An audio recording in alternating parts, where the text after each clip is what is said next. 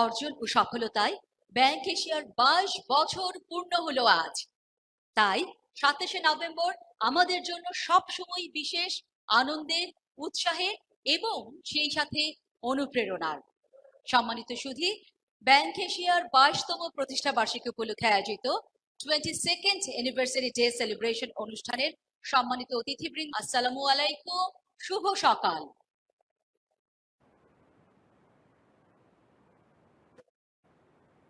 আমাদের আজকের অনুষ্ঠানে উপস্থিত রয়েছেন বোর্ড নির্বাহী কমিটির চেয়ারম্যান জনাব রুমি এ হোসেন, পরিচালক জনাব এনাদ চৌধুরী, জনাব আশরাফুল হক চৌধুরী, হেলাল আহমেদ চৌধুরী। রয়েছেন আমাদের মাননীয় প্রেসিডেন্ট এবং ব্যবস্থাপনা পরিচালক জনাব আরফান আলী স্যার, রয়েছেন উপ ব্যবস্থাপনা পরিচালক বৃন্দ, রয়েছেন বিভাগীয় প্রধানগণ এবং অনলাইনে যুক্ত রয়েছেন major general Motiur Rahman sir, Ashraful Haque Chowdhury sir এবং হেলাল আহমেদ চৌধুরী স্যার। এবং আজকের অনুষ্ঠানে আরো উপস্থিত রয়েছেন আমাদের প্রাক্তন ব্যবস্থাপনা পরিচালক স্যার সৈয়দ আনিসুল হক, রয়েছেন প্রাক্তন পরিচালক এমডি মশিউর রহমান স্যার। এছাড়াও আমরা অত্যন্ত আনন্দের সাথে বলতে চাই যে এই অনুষ্ঠানে আজ আমরা পেয়েছি আমাদের পুরাতন সহকর্মী সৈয়দ নাজিমউদ্দিন স্যারকে এবং এম এ মুকিত স্যারকে। এবং সম্মানিত সুধী, আপনাদের জানিয়ে রাখছি আজকের অনুষ্ঠানে অনলাইনে যুক্ত হয়েছেন শাখা প্রধানগণ।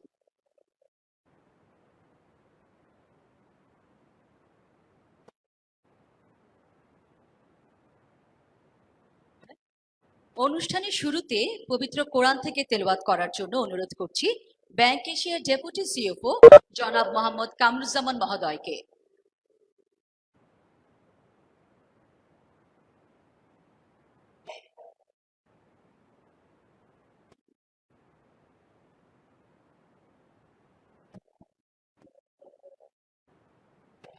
বিসমিল্লাহির রহমানির রহিম। সমস্ত সৃষ্টির একটা উদ্দেশ্য থাকে। সৃষ্টি যে করেন তিনি অনেক খুশি থাকেন যদি তার সৃষ্টিটা সুন্দর হয়, ঠিকভাবে চলে যে কোনো বিষয়ে। আল্লাহ রাব্বুল আলামিন মহান কোরআনের মধ্যেও এই বিষয়টা কিছুটা আমি আজকে যে তেলাওয়াতটা করব এটা অনুধাবন করা যাবে ইনশাআল্লাহ। أعوذ بالله من الشيطان الرجيم. بسم الله الرحمن الرحيم. تبارك الذي بيده الملك وهو على كل شيء قدير. الذي خلق الموت والحياة ليبلوكم أيكم أحسن عملا وهو العزيز الغفور. الذي خلق 7 سماوات طباقا ما ترى في خلق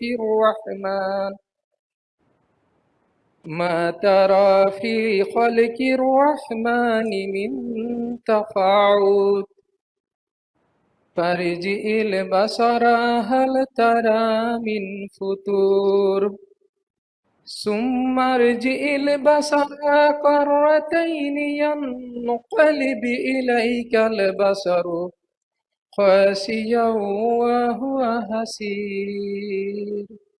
সদাকাল্লাহুল আযীম। এরশাদ হচ্ছে, মহামহিম আল্লাহ পূর্ণময় তিনি, যার হাতে রয়েছে রাজত্ব, সার্বভৌমত্ব। তিনি সব কিছুর উপর শক্তিমান।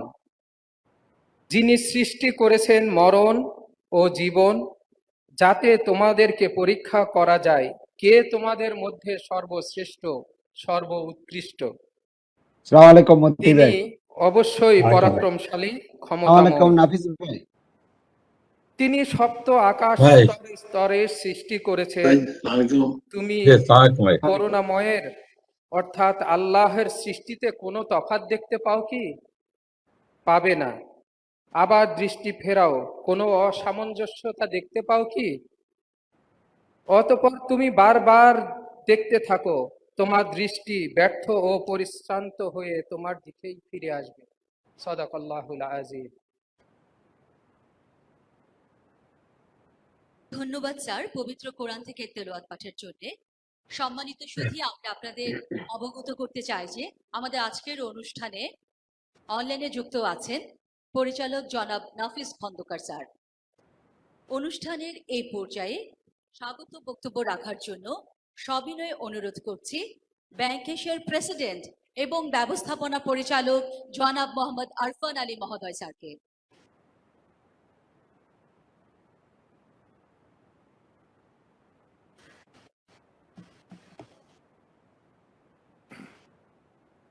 ধন্যবাদ আলফিকে। আসসালামু আলাইকুম and very good morning. Overseas director সাহেব যারা উপস্থিত আছেন তাদের গুড আফটারনুন। আজকের এই 22তম প্রতিষ্ঠা বার্ষিকী উদযাপন উপলক্ষে উপস্থিত প্রধান অতিথি জনাব এ রৌফ চৌধুরী, উনি খুব শীঘ্রই আমাদের সাথে যুক্ত হবেন।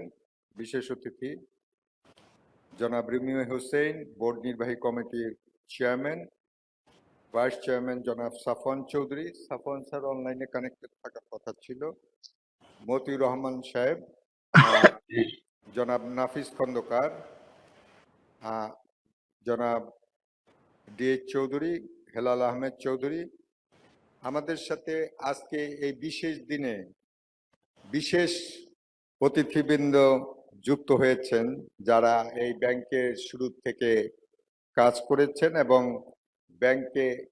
ব্যাংকটিকে এই আনার জন্য ভূমিকা রেখেছেন। আমাদের প্রাক্তন ব্যবস্থাপনা পরিচালক ও প্রেসিডেন্ট জনাব এস এ হক, সৈয়দ আনিসুল হক। আমি ব্যাংক চালাই বটে এখন, তারপরেও ওনার কথা আমার সবসময় মনে থাকে যে যত সময় দেখা হয়েছে একটা না একটা অ্যাডভাইস সবসময় উনি আমাকে দিয়ে থাকবেন। আমাদের সাথে উপস্থিত আছেন জনাব এনাম চৌধুরী, আমাদের প্রাক্তন ডাইরেক্টর জনাব মশিউর রহমান স্যার। আমি একই এলাকায় থাকি স্যার। সকালেই আজকে যখন কথা হলো, বলে আমি রেডি হচ্ছি, চলে আসব। এখানে আছেন মুকির সাহেব, নাজিম সাহেব, আমাদের প্রাক্তন সহকর্মী, ইর্তেজ রাজা চৌধুরী সাহেবও ছিলেন। আমাদের সাথে সংযুক্ত আছেন আশরাফুল হক চৌধুরী, আমাদের সম্মানিত ডাইরেক্টর। আমাদের সাথে সংযুক্ত হবেন রোমানা রৌফ চৌধুরী এবং আরো অনেকে, আমাদের ডেপুটি ম্যানেজিং ডাইরেক্টরগণ, আমাদের প্রিয় সহকর্মী বৃন্দ, প্রাক্তন এবং বর্তমান যারাই উপস্থিত হয়েছেন বা অনলাইনে সংযুক্ত হয়েছেন। আমাদের সাথে সাইদুজ্জামান স্যারও সংযুক্ত হওয়ার কথা ছিল, উনি বলেছেন যে অনলাইনে থাকবেন, আমাদের প্রথম চেয়ারম্যান। এছাড়াও আনিসুর রহমান সিনহা, উনি হয়তো এসে উপস্থিত হবেন, আর আরিফ সিনহা সাহেব আসার কথা ছিল। আমরা ওনাদেরকে কাছে পেলে আরো আনন্দিত হব আর অনুষ্ঠানটা আরো একটা পরিপূর্ণতা লাভ করবে। আজকে আমার বলার কিছু নেই, আমি খুব কম কথাই বলবো। অ্যাড্রেস করলাম সবাইকে খুশিতে, আনন্দে, কারণ এখানে 22 বছর চলার পথে আমার সৌভাগ্য হয়েছিল শূন্য দেড় থেকে, মানে স্টার্টের আরো 2 মাস আগে থেকেই ব্যাংকটার জন্য কাজ করবা। তো 22 বছর একই অর্গানাইজেশনে থাকার পরে অনেকটা মসি হয়ে যায়, যেটা বলে মস আক্রান্ত হয়ে গেছি। আর এখান থেকে অনেক কিছু পেয়েছি, অনেক কিছু দিবার চেষ্টা করেছি। আমাদের অনেক সহকর্মী 22 বছর যাবত আমাদের এই ব্যাংকের সাথে সম্পৃক্ত আছেন, উদ্যোক্তা পরিচালক বৃন্দ থেকে শুরু করে আমাদের যারা কাজ করছেন ব্যাংকের ভিতরে। রুমি সাহেব আছেন এখানে উপস্থিত, তারপরে আর আরো 2-1 জন এখানে আছেন যারা ডে ওয়ান থেকে একেবারে মানে গিয়ে ছিলেন আমাদের সাথে। ও নাফিস খন্দকার সাহেব আছেন এখানে অনলাইনে ডে ওয়ানের। তো আমাদের সব ব্রাঞ্চ আজকে যুক্ত হয়েছে এই সেলিব্রেশনে। ব্রাঞ্চগুলো তাদের নিজস্ব আঙ্গিকে কাস্টমার দাওয়াত দিয়ে ওখানে এন্টারটেইন করছেন এবং ওখানে তাদের জন্য আপ্যায়ন ব্যবস্থা করেছে, মত বিনিময়ের ব্যবস্থা করেছে। আমি ব্যাংক এশিয়ার পক্ষ থেকে আমাদের অনলাইনে সংযুক্ত সব গ্রাহক, এজেন্ট ব্যাংকিং এর সব এজেন্ট, তাদের গ্রাহক সহ বাংলাদেশের থেকে যে যেখানেই দেখছেন আমাদেরকে, তাদেরকে স্বাগত জানাচ্ছি আজকের এই 22তম বার্ষিকী উপলক্ষে। আমি একটি কথা বলতে চাই যে ব্যাংক এশিয়া এখন একটা ইনস্টিটিউশনের রূপ লাভ করেছে। এটা একটা ফাইন্যান্সিয়াল ইনস্টিটিউশন। এখানে যেই অবস্থানে এখন আমরা এসেছি, বাংলাদেশে যদি প্রাইভেট সেক্টরে 5টা ব্যাংকের নাম বলা হয়, আমাদের ব্যাংকের নাম আসে। এবং আমাদের যেই ভূমিকা, বিশেষ করে দেশের আর্থিক অন্তর্ভুক্তিতে এবং ডিজিটাইজেশনে, ফাইন্যান্সিয়াল সার্ভিসেস ডিজিটাইজেশনে, সেটা সব জায়গায় সমাদৃত, দেশে এবং বিদেশে। আমি আনন্দের সাথে বলতে চাই যে আমাদের যে ইনিশিয়েটিভগুলো, সেগুলো মানুষের মধ্যে ব্যাংকিং সেবাকে সহজীকরণ করেছে, মানুষের কাছে ব্যাংকিং সেবাকে নিয়ে যেতে সাহায্য করেছে এবং ভবিষ্যতের জন্য যে ব্যাংকিং সেবার ধরনটা কি হতে পারে তার দিকেও আমরা নজর রেখে কাজ করে যাচ্ছি। বিশেষ করে আমাদের ভয়েস ব্যাংকিং সেবা এবং মাইক্রো মার্চেন্ট সেবা, এই দুটো সামনের দিনে ব্যাংকিংকে আমূল পরিবর্তনের দিকে নিয়ে যাবে। এবং আমরা আরেকটা ঘোষণা দিতে চাই যে banking as a service bus, banking as a service মডেলে আমরা যে কাজ করছি সামনের দিকে, এটা ওই দিকেই যাচ্ছে।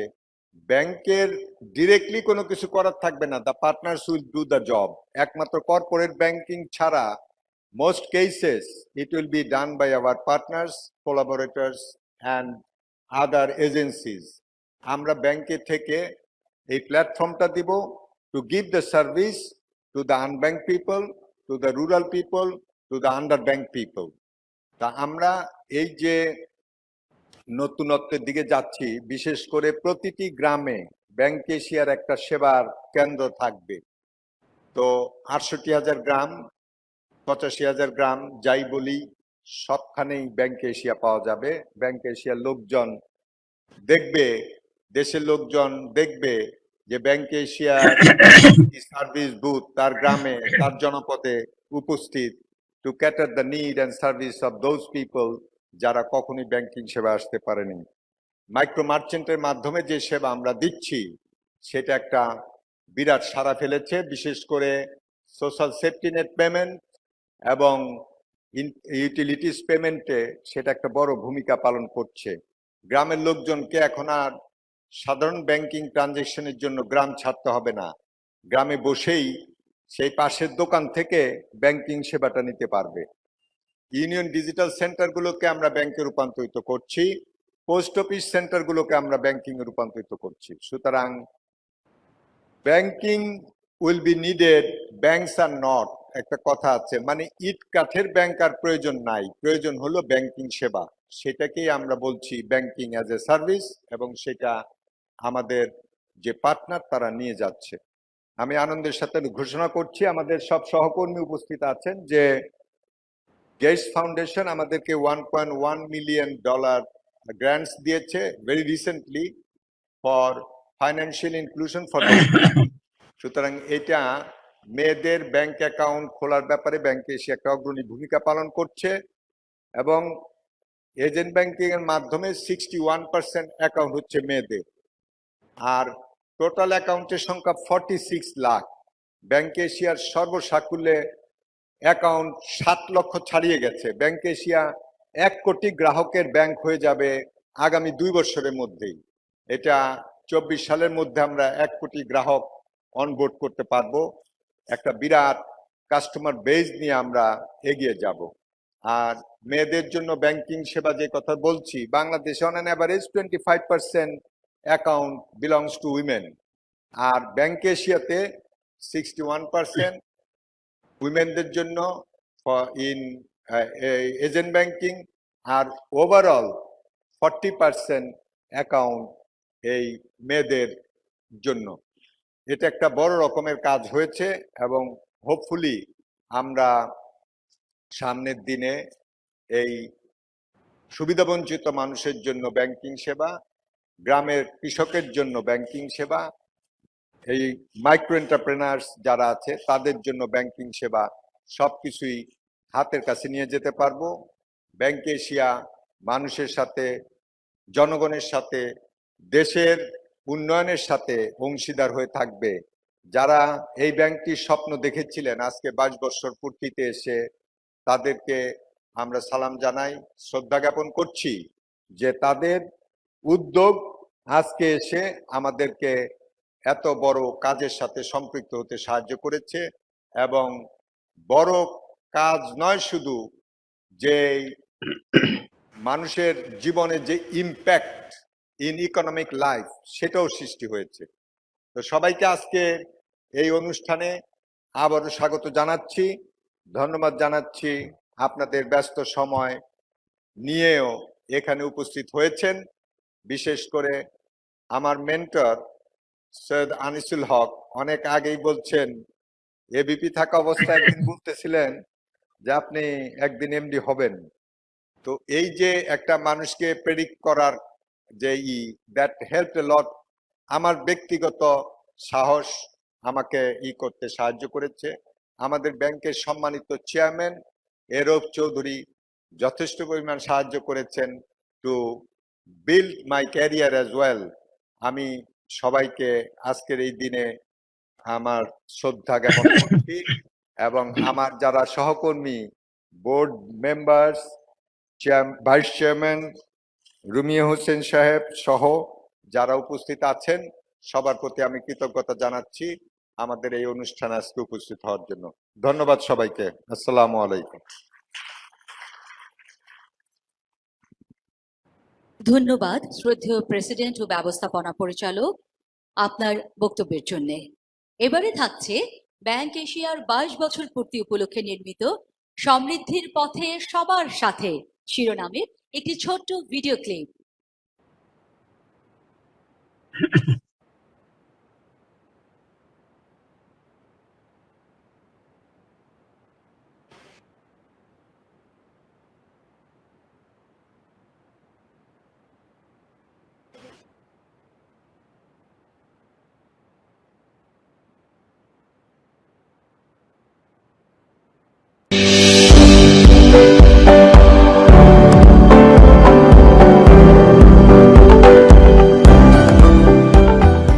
ব্যাংক এশিয়া দেশের অর্থনৈতিক পরিমণ্ডলে একটি নাম, একটি ব্র্যান্ড, একটি সুন্দর আগামীর স্লোগান নিয়ে 1999 সালে শুরু হয় ব্যাংক এশিয়ার পথচলা।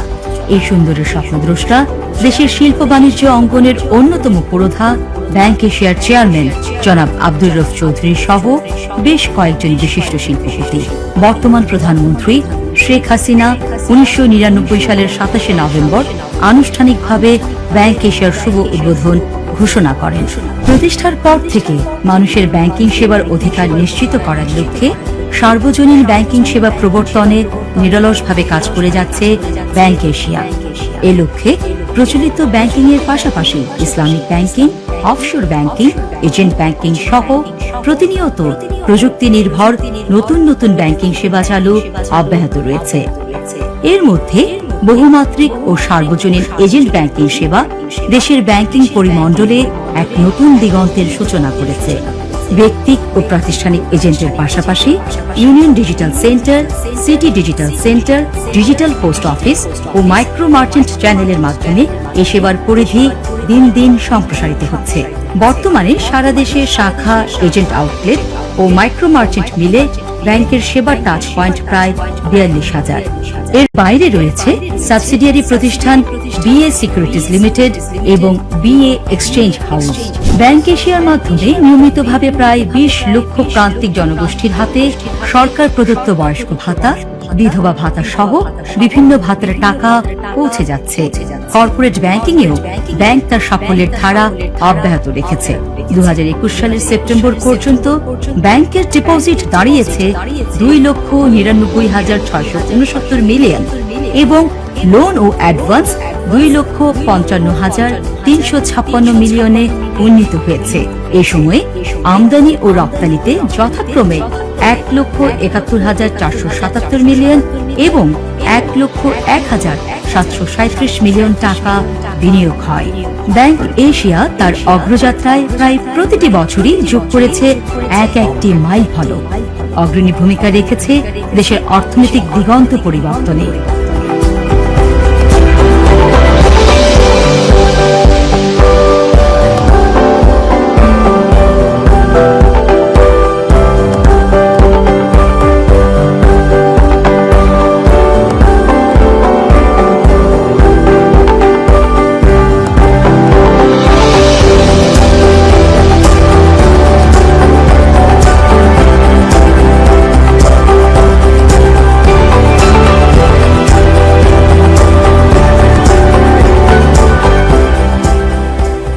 একটি শক্তিশালী পরিচালনা পর্ষদ এবং ব্যবস্থাপনা কমিটি ব্যাংক এশিয়ার এই অগ্রযাত্রায় অনন্য ভূমিকা রেখে চলেছে।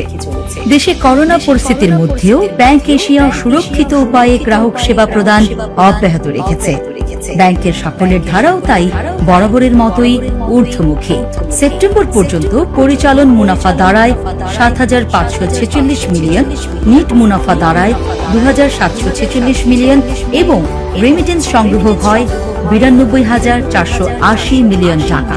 রেমিটেন্স সেবা আরও বেশি সহজ, দ্রুততর ও ঝুঁকিমুক্ত করতে ব্যাংক এশিয়া চালু করেছে রোবোটিক অটোমেশন প্রসেস RPA।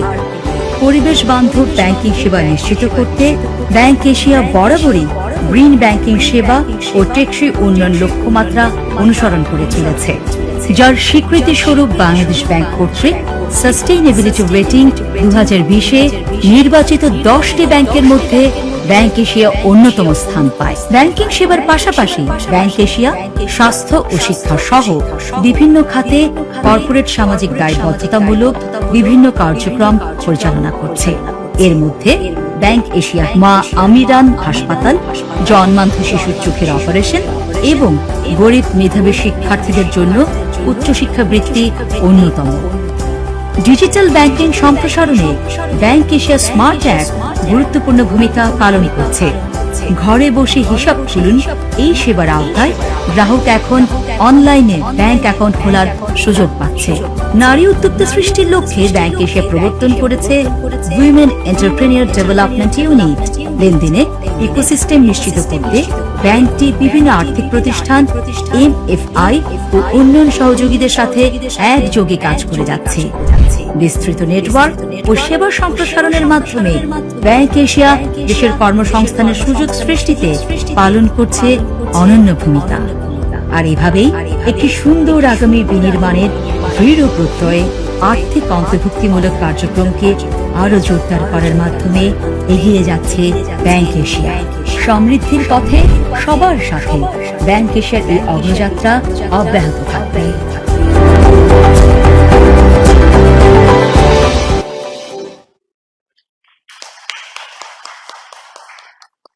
সম্মানিত সুধী, আপনাদের অবগতির জন্য জানিয়ে রাখছি আমাদের আজকের অনুষ্ঠানে সম্মানিত প্রধান অতিথি হিসেবে উপস্থিত রয়েছেন বোর্ড নির্বাহী কমিটির চেয়ারম্যান জনাব রুমি এ হোসেন।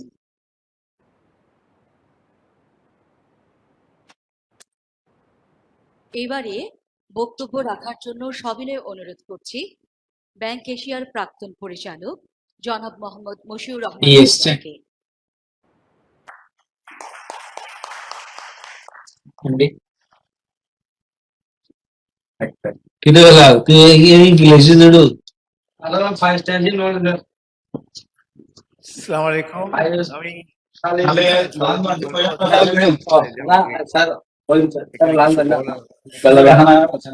আমার এখন আর কিছু বলার নাই, আমার আছে শুধু দেখা।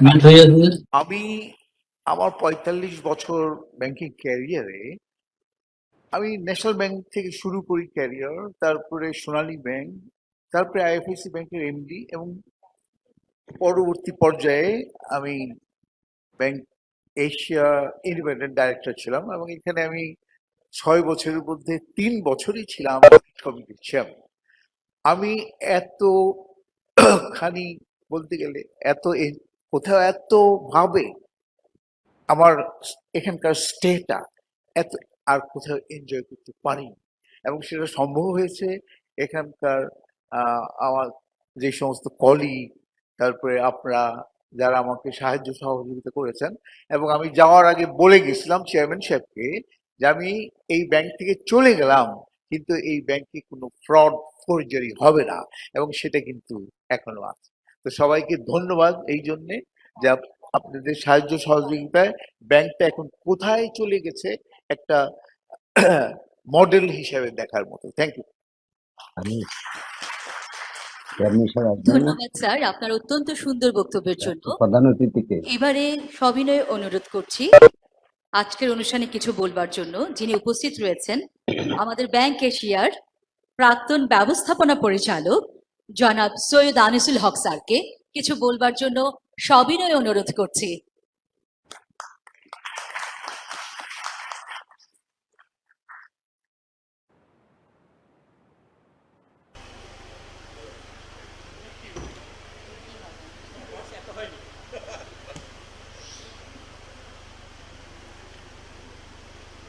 Bismillahir Rahmanir Rahim.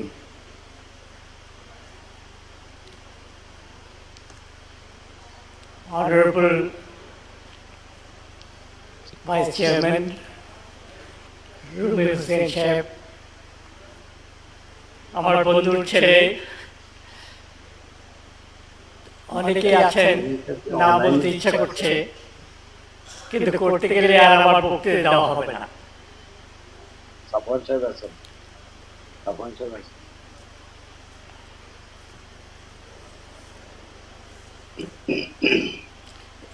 একটু প্রিপারেশন নিয়ে আসছি, কারণ আমি almost I was the first managing director of this bank, যদিও বাহারুল ইসলাম সাহেব ছিলেন ৬ মাস। তো আমার দু একটা কথা বলার ইচ্ছা হয়। একটা হলো Indian scientist, but he is the father of the nuclear Abul Kalam Azad. উনি একটা সুন্দর কথা বলছেন। উনি বলছেন যে past is west, past is west, present is newspaper, west paper, past is west paper, present is newspaper, future is question paper. এখন question পেপারটা যদি আমরা ঠিক মতে প্রিকশন না নেই, যদি রেডি না হই, তাহলে life will B A toilet paper, life will B A tissue paper. সুতরাং আমাদের লাইফটা যেন টিস্যু পেপার না হয়, আমাদের ফিউচারিস্টিক হতে হবে। তো যাই আপনারা করবেন, আমি একটু কথা বলি।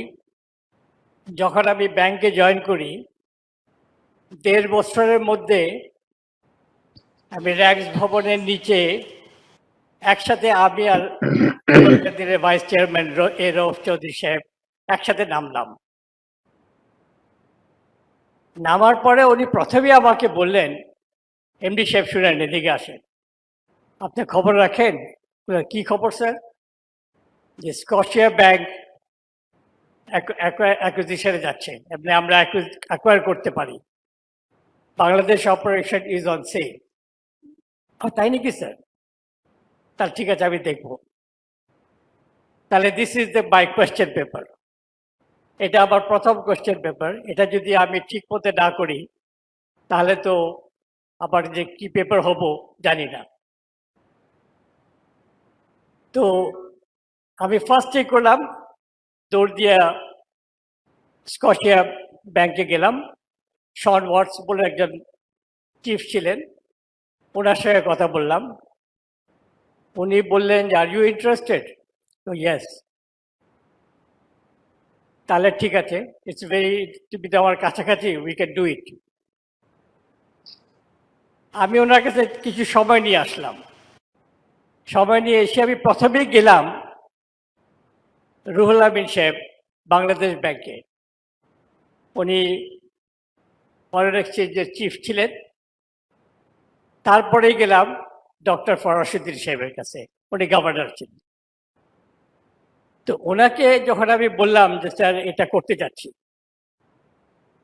তো ভেরি গুড, তখন উনি আমাকে কতগুলো বললেন যে তুমি অ্যাকোয়ার করতে পারো, তুমি শুধু তাদের প্রফিটটা দিবা, তাদের ক্যাপিটালটা দিবা, আর কিছু দিতে পারবো না। I got it. আমি ইকুইপড হয়ে গেলাম, শন ওয়াটসের সাথে দেখা করলাম। শন ওয়াটস তো অনেক কিছু বলতেছে, এটা লাগবে, সেটা দিবে, সেটা দিবে, আমি সব দিব। আপনি যা বলেন আমি সব দিব, provided you can take it. তোমার নেওয়ার ক্ষমতা থাকতে হবে। বাংলাদেশ ব্যাংক ছাড়া তো কিছু করতে পারবো না আমি, তবে আমি সব এগ্রি করলাম। আমি যখন স্কটিয়া ব্যাংক নিয়ে নিলাম, তখন আমি ইকুইপড হয়ে গেলাম যে কেমন করে ব্যাংক অ্যাকোয়ার করতে হয়। এরপরে খবর পেলাম মুসলিম কমার্শিয়াল ব্যাংক সেম ওয়েতে যাচ্ছে। তো আমি বোর্ডে গেলাম, আমি তখন খবর নিয়ে গেলাম বোর্ডে যে এরকম মুসলিম কমার্শিয়াল ব্যাংক যাচ্ছে, তা আমি যেতে চাচ্ছি করাচিতে। বোর্ড বলে আর কেউ ইন্টারেস্টেড? হ্যাঁ, ব্র্যাক ব্যাংকের আবেদ হাসান সাহেব। স্যার আবেদ হাসান, তা উনি ঘুরে আসুক। আমি বললাম নো স্যার, উনি ঘুরে আসলে আর আমার চান্স থাকবে না, আমি আগে যেতে চাই। তা আমি আগে গেলাম, সে সব কিছু বললো, আমি এগ্রি করে গেলাম। কিন্তু একটা বেশি কথা বললো যে আমাকে 6 মিলিয়ন টাকা দিতে হবে। আমি দিব, don't worry, I'll give you tomorrow, provided you can take it. আলহামদুলিল্লাহ আমি মুসলিম কমার্শিয়াল ব্যাংকও নিয়ে নিলাম, 6 মিলিয়ন টাকা দিলাম। On the last day 6 million টাকা আমাকে ফেরত দিয়ে দিল। এই দুইটা ব্যাংক যে নিলাম, এই দুইটা ব্যাংক নেওয়ার পিছনে ব্যাংকের নামটা কি দিলাম, ব্রাঞ্চের নামগুলা, Scotia branch, MCB Dilkusha branch, MCB Banani branch. কেন দিলাম বলেন? কারণ আপনারা হিস্ট্রি ভুলে যাবেন, হিস্ট্রি মনে রাখবেন না। হিস্ট্রি মনে রাখার জন্যই কথা হবে যে এটা স্কটিয়া ব্রাঞ্চ হলো কেন, তখন আপনারা হিস্ট্রি জানতে যাবেন। এটা এমসিবি ব্রাঞ্চ হলো কেন, বাংলাদেশ ব্যাংক অপোজ করছিল, দিতে যায়নি। মুসলিম কমার্শিয়াল ব্যাংকও দিতে চায়নি, স্কটিয়া দিতে চায়নি। আমি ইনসিস্ট করে আমি নিচ্ছি যে এটা লাগবে আমার, কারণ ভবিষ্যৎকে চিনতে পারবে না। এটা যে আমাদের একটা বিরাট কন্ট্রিবিউশন, এই কন্ট্রিবিউশন দিয়ে আজকে এই যে এমডি সাহেব একটু আগে বললেন, আমরা 29 ব্যাংকের মধ্যে এখন আগে ছিলাম 29 ব্রাঞ্চে, 5th পজিশনে আসছি। এর মধ্যে আমার মনে হয় এই দুইটা ব্যাংক অ্যাকোয়ার করার পরে যে এটার কন্ট্রিবিউশন গ্রেট ডিল। তো আমি বলবো, রিকোয়েস্ট করব, পাস্টকে আপনারা রেসপেক্ট করবেন। এই যে আমরা নভেম্বর মাসেই স্কটিয়া ব্যাংক নিলাম, কোন মাসে মুসলিম কমার্শিয়াল ব্যাংক নিলাম, আপনারা এটা একটা হিস্ট্রি, বাংলাদেশের হিস্ট্রি যে ফরেন ব্যাংক 2 বছরের ব্যাংক অ্যাকোয়ার করছে।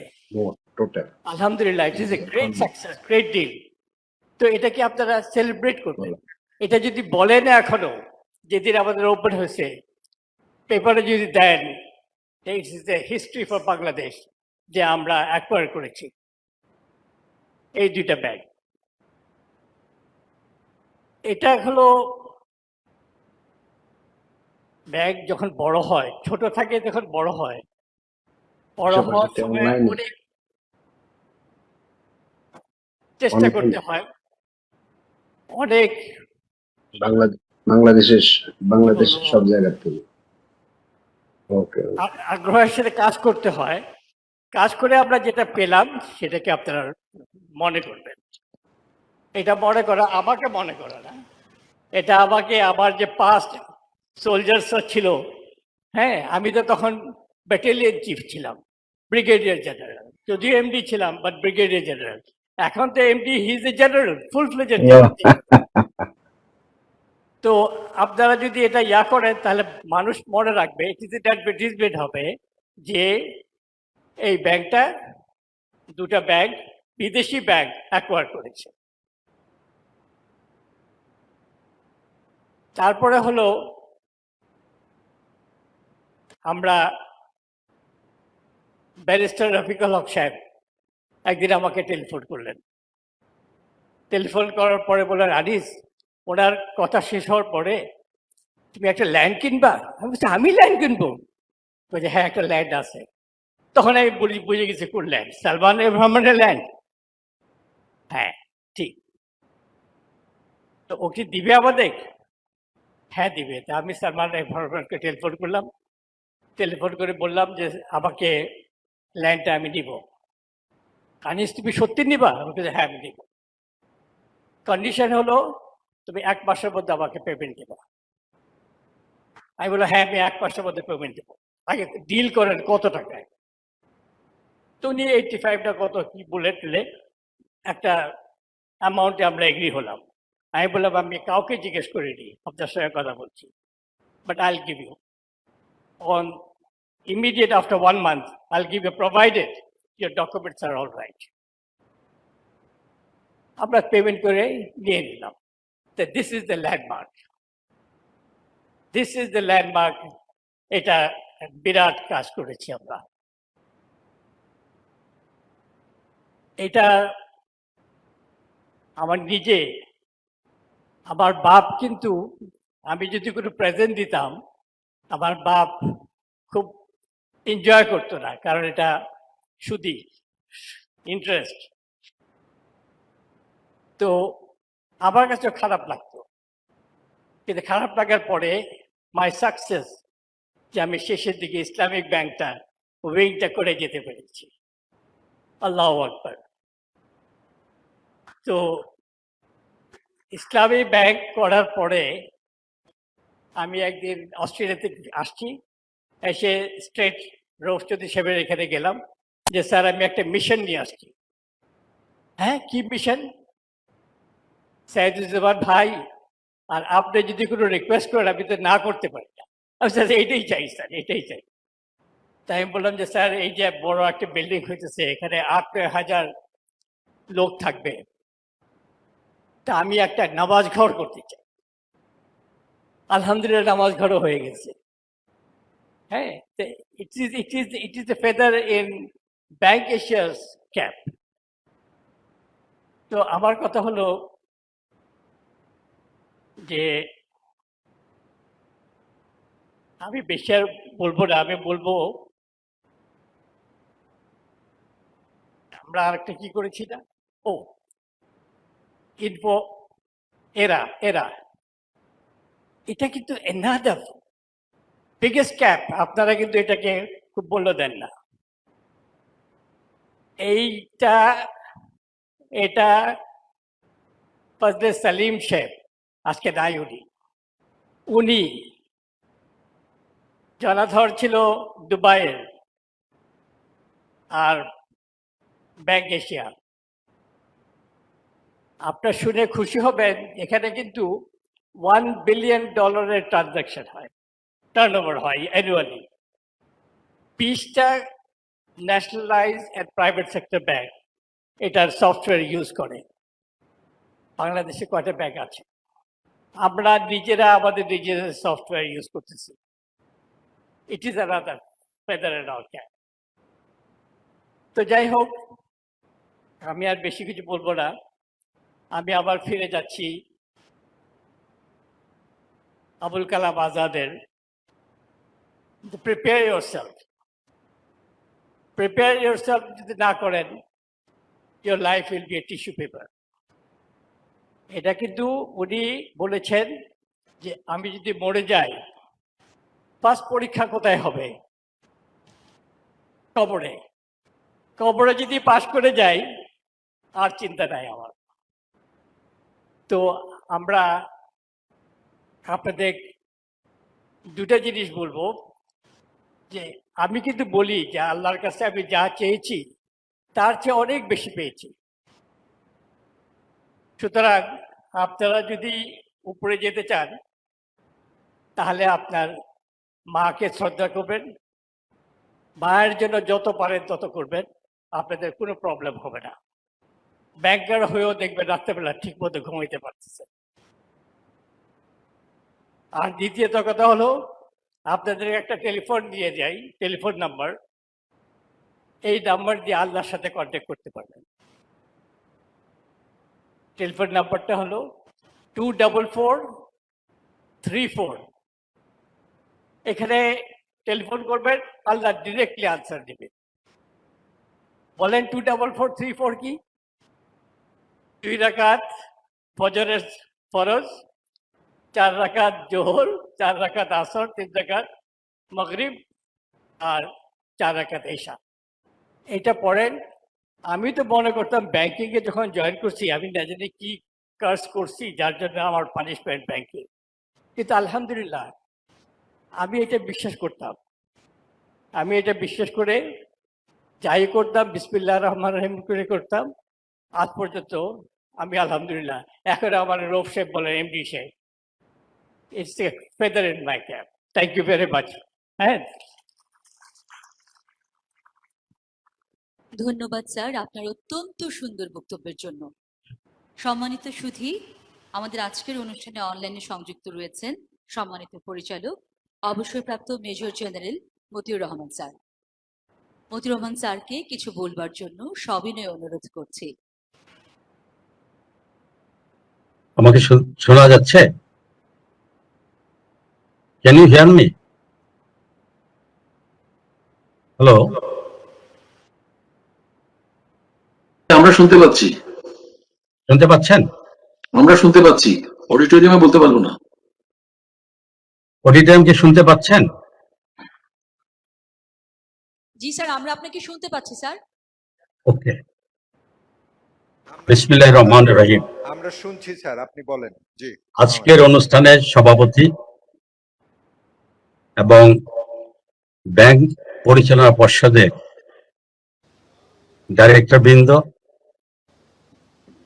এবং আমি জানি না অন্যান্য আগে যারা সভাপতি ছিলেন ওনারা উপস্থিত আছেন কিনা অনলাইনে, পূর্ববর্তী or ex-chairman, vice chairman, directors, এবং একটু আগে আমরা শুনলাম মিস্টার আনিসুল হক, যার অনেক অবদান রয়েছে এই ব্যাংকে উঠানোর পরে, এবং এছাড়াও পূর্ববর্তী যে সমস্ত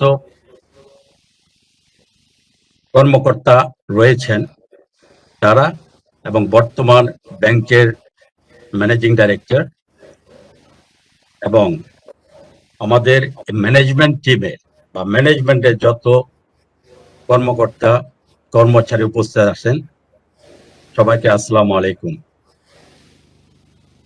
আজকে নিঃসন্দেহে ব্যাংক এশিয়ার জন্য একটা অত্যন্ত গুরুত্বপূর্ণ দিন। তাদের যাত্রায় বা অগ্রযাত্রায় আজকে 22 বছর পূর্তি হয়েছে। যে ব্যাংকটা কয়েকটা ব্রাঞ্চ নিয়ে শুরু করেছিল, সেটা আজকে 130-এর উপরে ব্রাঞ্চ। তারপরে তারা এজেন্ট ব্যাংকিং এ হয়তো তারাই শুরু করেছে বলা যায়। তাছাড়া ইসলামিক উইন্ডোজ, অফশোর ব্যাংকিং, প্রত্যেকটা ক্ষেত্রে আজকে ব্যাংক এশিয়ার অবস্থান অত্যন্ত সুদৃঢ় এবং সব ক্ষেত্রে তারা অগ্রগামী। যেহেতু প্রথম থেকে স্বল্প মাত্রার কয়েকটা ব্রাঞ্চ নিয়ে শুরু করেছিল এবং আজকে বাংলাদেশে অসংখ্য সংখ্যায় এই ব্যাংকের মধ্যে এই ব্যাংক এশিয়ার অবস্থান পঞ্চম। এবং আমি দৃঢ়তার সাথে বলতে পারি যে এই ব্যাংক এশিয়া যেভাবে পারফর্ম করছে, they continue with the same, in near future they are going to move ahead. হয়তো 1 বা 2 নম্বরের মধ্যে ও ছিঁড়ে চলে আসবে। আজকের এই অবস্থানের পিছনে যাদের অবদান রয়েছে তার মধ্যে প্রথমে আমি শ্রদ্ধা করে স্মরণ করছি আমাদের বর্তমান চেয়ারম্যান জনাব রৌফ চৌধুরী, যিনি ওনার গল্প বলেছিলেন how the bank was taken from the government with his all effort. উনি এবং তার পরবর্তীতে যারা চেয়ারম্যান ছিলেন, ভাইস চেয়ারম্যান ছিলেন এবং বোর্ড অফ ডাইরেক্টরসে ছিলেন, তাদের সবার অক্লান্ত পরিশ্রমের ফলে ব্যাংক আজকের অবস্থানে আসতে পেরেছে। এবং আমি মনে করি কোনোভাবেই তাদের অবদানকে খাটো করে দেখলে চলবে না। হঠাৎ করে 50 নম্বর থেকে 5 নম্বর আসতে পারে না। It has been the effort of all concern, যে চেয়ারম্যান থেকে শুরু করে যত চেয়ারম্যান ছিলেন সবাই, যারা ভাইস চেয়ারম্যান ছিলেন তাদের, ডাইরেক্টরস এবং ম্যানেজমেন্টে যারা সম্পৃক্ত ছিলেন, সবার অবদানের জন্য আজকে ব্যাংক এশিয়া 5 নম্বরে এসেছে। এবং আপনারা জানেন যে কোভিডের সময় ব্যাংকের business was very very difficult. Most of the banks তারা they could not perform well, কিন্তু ব্যাংক এশিয়া এই কোভিড-19 সময়ও they kept up their moving ahead এবং খুব ভালোভাবে, বা আমি বল খারাপভাবে আমরা ইনফেক্টেড হই নাই। ব্যাংক এশিয়া এই কোভিড-19 সময় মোটামুটি ভালো বিজনেস করেছে এবং তাদের অগ্রযাত্রার ধারা ঠিক একই স্পিডে না হলেও তারা ধরে রাখতে সক্ষম হয়েছে। সুতরাং এই জন্য চেয়ারম্যান, বোর্ড অফ ডাইরেক্টরস এবং ম্যানেজমেন্টে যারা সবাই আছেন, সবাই অবশ্যই এটার কৃতিত্বের দাবিদার। তো I would like to thank specially the management, যারা সরাসরি এই কাজের সাথে সম্পৃক্ত ছিলেন এবং তারা যদি এই ধারা অব্যাহত রাখে, ইনশাআল্লাহ they will be doing even better in days ahead. আজকে আমি আর অন্য কোনো কিছু না বলে আমি ম্যানেজমেন্টে যারা জড়িত আছেন সবার অগ্রযাত্রা আরো স্পিডে আশা করব এবং ব্যাংক এশিয়ার উত্তরোত্তর আরো ভালো ভবিষ্যৎ কামনা করে আমার বক্তব্য শেষ করছি। আল্লাহ হাফেজ। ধন্যবাদ স্যার আপনার অত্যন্ত সুন্দর বক্তব্যের জন্য। আমাদের আজকের এই অনুষ্ঠানে অনলাইনে আরো সংযুক্ত রয়েছেন সম্মানিত পরিচালক আশরাফুল হক চৌধুরী স্যার। স্যার আপনাকে কিছু বলবার জন্য সবিনয় অনুরোধ করছি। জনাব আশরাফুল হক চৌধুরী স্যার।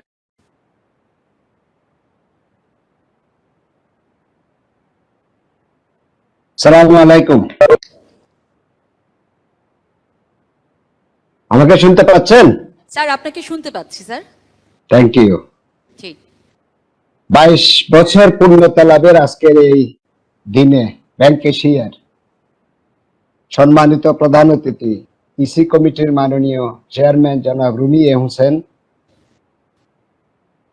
আমাদের সহকর্মী বোর্ড সদস্যবৃন্দ, প্রেসিডেন্ট ও ব্যবস্থাপনা পরিচালক, যাকে আমি প্রধান সেনাপতি হিসেবে চিহ্নিত করতে চাই, যেটা আমাদের প্রিয় আনিস ভাই বলেছিলেন, জনাব মোহাম্মদ আরফান আলী, ব্যাংক ম্যানেজমেন্ট কমিটির সদস্যবৃন্দ, বাংলাদেশের বিভিন্ন এলাকা থেকে যুক্ত আমার বর্তমান হিসেবে প্রায় 267 জন যুক্ত আছেন কর্মকর্তা বৃন্দ। তাদের সবাইকে আমার সালাম। আজকের এই আলো ঝলমল সুন্দর সকালে, এই মহেন্দ্রক্ষণে আপনাদের সবাইকে আমার অভিনন্দন ও প্রাণঢালা শুভেচ্ছা দিচ্ছি। বিশেষ করে আমি আমার প্রিয় জনাব আনিস ভাইকে আজকে এখানে দেখতে পাচ্ছি, জনাব মুশির ভাইকে দেখতে পাচ্ছি। ওনাদের প্রতি আমার অভিনন্দন, কৃতজ্ঞতা এবং ধন্যবাদ।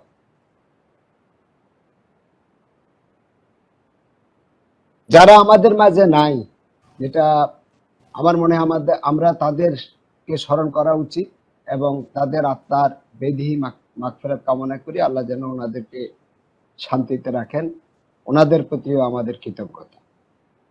সুদূর 22 বছর আমাদের অনেক ঘটনা, ইতিহাস, চড়াই উতরাই, ব্যর্থতা ও সাফল্যতার মধ্যে কেটে আমরা আজকে এই জায়গায় পৌঁছেছি। এই ব্যাংকের স্বপ্নদ্রষ্টা জনাব রৌফ চৌধুরী, ওনার কিছু অতি পরিচিত এবং শুভাকাঙ্ক্ষী সহকর্মী বা বন্ধুদের নিয়ে 1999 সালে এই ব্যাংক প্রতিষ্ঠা করেছেন। তাদের যে নিরলস পরিশ্রম আজকে আমাদের এই সফলতা। আজকের 22 বছর পরে আমরা এর সুদৃঢ় অবস্থান দেখছি। দেশে বিদেশে, অলিতে গলিতে, শহর গ্রামে গঞ্জে দুরন্ত বালকের মতো ব্যাংক এশিয়া হেঁটে চলেছে। আমাদের বিশাল কর্মী বাহিনী এর সুফল ও সেবা নিয়ে প্রতিনিয়ত কাজ করে যাচ্ছে। আপনাদের এই মহান প্রচেষ্টা, ত্যাগ ও ধৈর্য সহকারে যে উন্নয়ন করছেন, সে সাফল্য দেখিয়েছেন, যে সাফল্যের জন্য আমরা গর্বিত। এই জন্য আমি এবং আপনাদের সবাইকে ধন্যবাদ ও কৃতজ্ঞতা জানাচ্ছি। 22 বছরের সাফল্য শুধু দেখালে হবে না, এর সাথে সাথে এর ব্যর্থতা ও অসফলতা সমূহ পূর্ণাঙ্গ বিশ্লেষণ করতে হবে। আজকের এই দিনে আপনাদের এবং আমাদের সবার প্রতিজ্ঞা হবে, এই ব্যাংকে আমরা আরো কিভাবে উন্নয়ন ও অগ্রগতির শিখরে নিয়ে যেতে পারি, সেটা আমাদের লক্ষ্য উদ্দেশ্য হওয়া উচিত। আপনাদের সফলতা আমাদের সফলতা, আপনাদের ব্যর্থতা আমাদের ব্যর্থতা। আমাদের প্রিয় চেয়ারম্যান আজকে যিনি আমাদের মাঝে উপস্থিত হতে পারেননি, ওনার দোয়া আছে আমাদের জন্য সবসময়। উনি একটি প্রতিষ্ঠান সৃষ্টি করেছেন। ওনার স্বপ্ন, ওনার উদ্দেশ্য, আকাঙ্ক্ষা, ওনার আদর্শ ও মানুষের প্রতি ভালোবাসার যে প্রকৃষ্ট উদাহরণ উনি দেখিয়ে এসছেন, তার এই প্রমাণ ব্যাংক এশিয়া অথবা ওনার অন্যান্য প্রতিষ্ঠান সমূহ। আপনারা একে এগিয়ে নিয়ে যাবেন। বৃহৎ কর্মী বাহিনী হিসাবে ওনার এই স্বপ্নকে আপনারা আরো বাস্তবায়িত করবেন, আমার সেই আশা। আজকের এই দিনে আমরা সর্বশক্তিমান মহান আল্লাহর দরবারে ওনার সুস্বাস্থ্য, দীর্ঘায়ু এবং আমাদেরকে আরো পরিচালনা করার সুযোগ যেন উনি দেন, সে প্রার্থনাই করি। জনাব সাফওয়ান চৌধুরী আমাদের মাঝে উপস্থিত নাই। আমি সাফওয়ান চৌধুরীর কাছেও গভীরভাবে কৃতজ্ঞ, ওনাকে ধন্যবাদ দিচ্ছি, ওনার দীর্ঘায়ু কামনা করছি। পরিশেষে আমাদের বৃহৎ কর্মী বাহিনীর কাছে আমার আবেদন থাকবে, আপনাদের বিগত বছরের ব্যর্থতা যে সকল কারণে টার্গেট অনুযায়ী সফলতা অর্জন করতে সক্ষম হননি, তার কারণগুলো ঠান্ডা মাথায় বিশ্লেষণ পর্যালোচনা করবে। আমি মনে করি আপনাদের মাঝে সব রকমের গুণ, সক্ষমতা আছে। আন্তরিকভাবে আপনার ভবিষ্যৎ উন্নয়নের জন্য এই সুযোগ হাতছাড়া করবেন না। আমি আপনাদের এক একজনকে ব্যাংক এশিয়ার এমডি মনে করি। জনাব মোহাম্মদ আরফান আলী ব্যাংক এশিয়ার বাংলাদেশের এমডি এবং প্রেসিডেন্ট। আপনারা কিন্তু প্রত্যেকটা ব্রাঞ্চের এমডি, সেই হিসাবে আমি আপনাদেরকে আখ্যায়িত করতে চাই। কিন্তু শুধু এমডি হলে তো হবে না। আরফান সাহেব যে গতিতে, যে সুদৃঢ় পদক্ষেপ নিয়ে কাজ করে যাচ্ছেন, আপনারাও কিন্তু সেভাবে আপনাদের পথ চলাটাকে আপনার সুগত করবেন এবং পথ চলার মাধ্যমে 100% অগ্রগতি অর্জন করবেন। আপনাদের এই অগ্রগতি ব্যাংক এশিয়াকে আরো উন্নত শিখরে নিয়ে যাবে। আপনাদের সবাইকে শুভেচ্ছা, ধন্যবাদ, অভিনন্দন। আসসালামু আলাইকুম। ধন্যবাদ মাননীয় পরিচালক। এবারে কিছু বলবার জন্য সবিনয় অনুরোধ করছি ব্যাংক এশিয়ার সম্মানিত পরিচালক জনাব হেলাল আহমেদ চৌধুরী স্যারকে। জনাব হেলাল আহমেদ চৌধুরী স্যার। ধন্যবাদ। শোনা যাচ্ছে? জি স্যার, আপনাকে শুনতে পাচ্ছি। আজকের এই ব্যাংক এশিয়ার 22 বছর পূর্তির অনুষ্ঠানে সম্মানিত প্রধান অতিথি ব্যাংকের ইসি কমিটির চেয়ারম্যান জনাব রুমিয়া হোসেন, উপস্থিত প্রাক্তন চেয়ারম্যান মহোদয়গণ, পরিচালক বৃন্দ, অন্যান্য যেসব প্রাক্তন ম্যানেজিং ডিরেক্টর সাহেবরা আছেন, বিশেষ করে আনিস ভাই এবং মুশিউর রহমান সাহেবের সাথে আমরা কার্যকালীন সময়ে অনেক দেখা হয়েছে। ব্যাংকের প্রধান নির্বাহী জনাব আরফান আলী সাহেব, অন্যান্য সিনিয়র ম্যানেজমেন্ট টিমের ডিএনডি মহোদয়গণ, অন্যান্য সিনিয়র ম্যানেজমেন্টের যারা আছেন এবং সকল কর্মকর্তা কর্মচারী বৃন্দ এবং বৃহৎ ক্লায়েন্টাইল যারা আছেন, ক্লায়েন্ট কাস্টমার্স, সবাইকে অভিনন্দন আজকের এই দিনে এবং আসসালামু আলাইকুম। আসলে ব্যাংকের 22 বছর পূর্তি একটি ব্যাংকের জন্য খুব বেশি সময় নয়, তারপরেও যে জিনিসটা হয়েছে যে ব্যাংক এশিয়া তার এই 22 বছরে সে এই বাংলাদেশের প্রত্যন্ত অঞ্চল পর্যন্ত যে বিস্তৃতি লাভ করেছে এবং প্রত্যেকটা ঘরে ব্যাংক এশিয়ার যে পরিচিতি হয়েছে সেটা কিন্তু আসলেই খুবই কি বলবো যে অন্যান্য ব্যাংকের জন্য একটা ঈর্ষার ব্যাপার হয়ে দাঁড়িয়েছে। আমার সৌভাগ্য হয়েছে আপনাদের চেয়ারম্যান মহোদয়, বিশেষ করে শ্রদ্ধেয় রফ চৌধুরী সাহেবের সাথে আমি যখন পূবালিতে ছিলাম তখন অনেক সময় অনেক ফাংশনে দেখা হয়েছে, অনেক জায়গায় দেখা হয়েছে। সেই জন্যই ওনার সাথে আমার একটা বিশেষ সম্পর্ক থাকার বিধায় আমি গত বছর উনি আমাকে এখানে ইন্ডিপেন্ডেন্ট ডিরেক্টর হিসেবে নিয়ে এসেছিলেন। তো আমি এই জন্যই ব্যাংকের সাথে যোগদান করেছিলাম যে যেহেতু ধরুন সব জায়গায় তো যাওয়া যায় না, কিন্তু ব্যাংক এসে একটা স্ট্রাকচার্ড কমপ্লায়েন্ট ব্যাংক হিসাবে আমাদের কাছে পরিচিতি ছিল। যখন আমরা আজকে শ্রদ্ধেয় আনিস ভাই এবং শ্রদ্ধেয় মশিউর রহমান ভাই যখন আইএফএসসি ছিলেন এবং আনিস ভাই যখন ব্যাংকে এসেছিলেন ছিলেন, তো আমরা দীর্ঘ সময়কাল একসাথে আমাদের অনেক কাজ করার সুযোগ হয়েছে, সিন্ডিকেশনে, ব্যাংকার্স মিটিং এ, বাংলাদেশ ব্যাংকে এবং বিদেশেও কখনো কখনো কোন কোন জায়গায় অনেক স্মৃতি আছে। তো সেটা বলার এখন জায়গা নয়, তো সেটা এখন আমি বলছি না। ব্যাংক এশিয়ার যে আজকে ওনারা যে অবস্থান থেকে এটাকে আনতে পেরেছেন এবং বর্তমান ম্যানেজমেন্ট যেটাকে নিয়ে এসছে, এটাকে আমরা এইভাবে দেখি, এটাকে একটা রিলে রেসের মতন আমরা দেখি। রিলে রেস এই জন্যই যে বেতন একজনের কাছ থেকে একজন বেতন চেঞ্জ হয়ে উত্তরোত্তর উন্নতর অবস্থানের দিকে যায়। তো সেই দিক থেকে আজকে ব্যাংক এশিয়া প্রাক্তন যারা ওনাদের ভিত তৈরি করে দিয়ে গেছেন, পরবর্তী যারা এসছেন, বিশেষ করে বর্তমান ম্যানেজমেন্ট যারা আছেন, এমডি মহোদয় ভেরি এফিশিয়েন্ট, এবং ব্যাংক এশিয়ার এমডি মহোদয়ের বিভিন্ন জায়গায় আমি বিআইবিএমও বা অন্যান্য জায়গায় ওনার সাথে আমার অনেক ইন্টারাকশন হয়েছে। খুবই একজন সজ্জন ব্যক্তি এবং নলেজেবল পার্সন এবং একজন ভালো এমডি হিসেবে পরিচিত। তো সুতরাং এইসব কারণে আজকে ব্যাংক এশিয়া যে অবস্থানে এসে দাঁড়িয়েছে, ব্যাংক এশিয়ার বিশেষ কতগুলো দিক, যেটা এজ এ আমি former CEO of A bank, Pubali ব্যাংকে আমি প্রায় আমার একটি ব্যাংকে চাকরি করেছি, আপনারা অনেকেই জানেন হয়তো যে আমি ক্লাস 1 অফিসার হিসেবে যোগদান করেছিলাম এবং সেখান থেকে রিটায়ার করেছি এজ সিইও ফর 3 টাইমস। তো যাই হোক, সেটা কথা নয়, কথা হচ্ছে যেটা যে এই দীর্ঘকাল চলার পথে আমরা যা দেখেছি যে ব্যাংকে দাঁড় করাতে হলে তাদের যে সিনিয়র ম্যানেজমেন্টের যে কর্মযোগ্য প্লাস তাদের যে ভিশন, তাদের যে গাইডেন্স, তাদের যে কমপ্লায়েন্স লেভেল, তাদের যে নলেজ লেভেল, এই সব কিছু কিন্তু ব্যাংক এশিয়ার মধ্যে আছে। এবং সেই জন্যই এমডি মহোদয় বলুন বা ডিএমডি মহোদয়রা যারা আছেন বা অন্যান্য যারা আছেন, তাদের আসলেই কিন্তু আমি দেখে আমার কাছে ভালো লেগেছে। এই জন্যই যে আমি ব্যাংক পূবালী ব্যাংক থেকে রিটায়ারমেন্ট করার পরে ইসলামী ব্যাংকের বোর্ডে ছিলাম, এখন ব্যাংক এশিয়ার বোর্ডে আছি। তো সেই জন্যই আমার দেখার সুযোগ হয়েছে। তো আজকে যেটা আপনারা এসছে প্রসঙ্গত যে 4-5টা ব্যাংকের নাম আসলে ইসলামী ব্যাংক এশিয়ার নাম আসবে, তো আমি তো সেদিন এমডি সাহেবকে বলছিলাম যে 3টা ব্যাংকের নাম আসলে কিন্তু ব্যাংক এশিয়ার নাম চলে আসবে। সুতরাং এই জন্যই চলে আসবে যে কমপ্লায়েন্স লেভেল বলুন বা পারফরমেন্স লেভেল বলুন বা আর্নিং লেভেল বলুন বা ব্রাঞ্চ প্রতি যে আর্নিং যেটা আমরা ক্যালকুলেট করে থাকি, যেগুলো মানদণ্ড, সেই সব ক্ষেত্রে ব্যাংক এশিয়া আজকে অনেক অগ্রগণ্য ভূমিকা পালন করছে।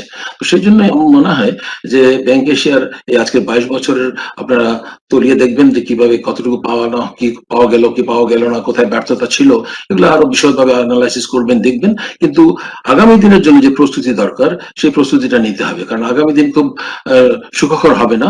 কারণ আপনারা জানেন যে কোভিড আরো সব দিক থেকে ভিতর কিন্তু অনেক জিনিস আপনার মানে নড়বড়ে করে দিয়েছে। সুতরাং আজকে সিআইবি পর্যন্ত এখনো আপনারা কমফোর্ট লেভেলে আছেন, কিন্তু সিআইবি তো এটা আসল, এটা তো এখন রাখা হয়েছে এইভাবে, কিন্তু আসলে তো এটা এই যখন ক্লিয়ার সিআইবি আসবে তখন দেখা যাবে যে অনেক কিছুতে নড়বড়ে অবস্থান হয়ে যেতে পারে। তো সেই জন্যই আমার মনে হয় অনেক প্রস্তুতি দরকার আছে। এবং আমি একটা আশ্বস্ত হয়েছি এই জন্যই যে আপনাদের ডিএমডি লেভেল বা অন্যান্য সিনিয়র ম্যানেজ লেভেল বা ব্রাঞ্চ লেভেল গুলোতেও আমরা দুই একটা জায়গায় যাওয়ার সুযোগ হয়েছে। আমার কাছে খুব ভালো ঠেকেছে, খুব ভালো মনে হয়েছে, এবং সেখানে এফিশিয়েন্ট অফিসিয়ালসরা আছেন, ডেডিকেটেড অফিসিয়ালসরা আছেন। সেই জন্য আমরা অনেক বেশি আশাবাদী যে ব্যাংক এশিয়া ভালো করবে অনেক আগামীতে।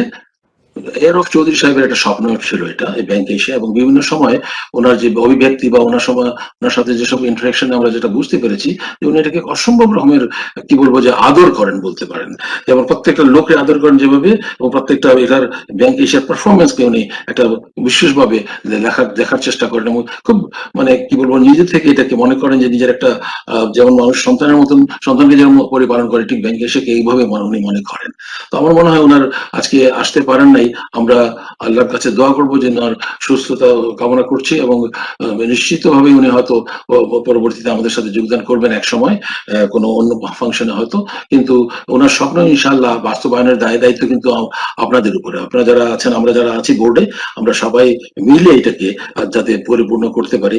এবং বাংলাদেশের পার্সপেক্টিভে দুই তিনটা জিনিস বলে আমি শেষ করবো, সেটা হচ্ছে যে বাংলাদেশের প্রত্যন্ত অঞ্চলে আমার মনে হয় যে ব্যাংক এশিয়ার যেরকম নাম, যে এজেন্ট ব্যাংকিং এর মাধ্যমে, পোস্টাল ব্যাংকিং এর মাধ্যমে বা ফর দ্যাট আদার ম্যাটার্স এর মাধ্যমে যেভাবে কানেক্টিভিটি হয়েছে, সেই কানেক্টিভিটি অনেক মানে কি বলবো যে ব্যাংক এশিয়াকে সমৃদ্ধ করবে। এবং আরেকটা বড় জিনিস যেটা হচ্ছে যে স্ট্রেংথ হচ্ছে যে আমরা এখন মাইক্রো লেভেল ফাইন্যান্সিং এর দিকেও যাচ্ছি। তো সেই মাইক্রো লেভেল ফাইন্যান্সিং করলে কি হবে, প্রত্যন্ত অঞ্চলের যে আজকে পভার্টি এলিভিয়েশন বলুন, বা প্রত্যন্ত অঞ্চলে যে মানুষের যে মানদণ্ড, মানুষের আর্থিক অবস্থার বা মানুষের কর্মযোগ্যের, সেই দিক থেকে ব্যাংক এশিয়া অনেক বেশি অগ্রগণ্য ভূমিকা পালন করবে বলে আমি আশাবাদী, এবং বাংলাদেশ ব্যাংকও ব্যাংক এশিয়াকে ওইভাবেই দেখে। তো আমার মনে হয় আজকের এই দিনে যারা বিগত দিনে যিনারা এই ব্যাংকের প্রতি ওনাদের শ্রম দিয়ে গেছেন, যারা আজকে জীবিত নাই বা যারা জীবিত আছেন, সবাই প্রতি শ্রদ্ধা জানাচ্ছি।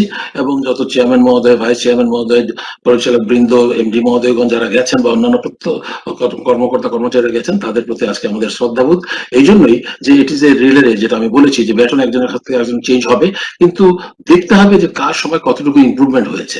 That is very important, because ওই যে প্রিন্টে যখন যারা করেন, তাদের প্রিন্ট করতে গেলে অনেক শক্তি, মানে ফাউন্ডেশনটা শক্তিশালী হলে পরবর্তীতে সবার জন্য এটা সুখকর হয়, এবং জেনারেল যখন ট্রেনিং নিয়ে যাবেন তখনই দেখা যাবে যে এটা আরো উন্নততর অবস্থানে চলে যাচ্ছে।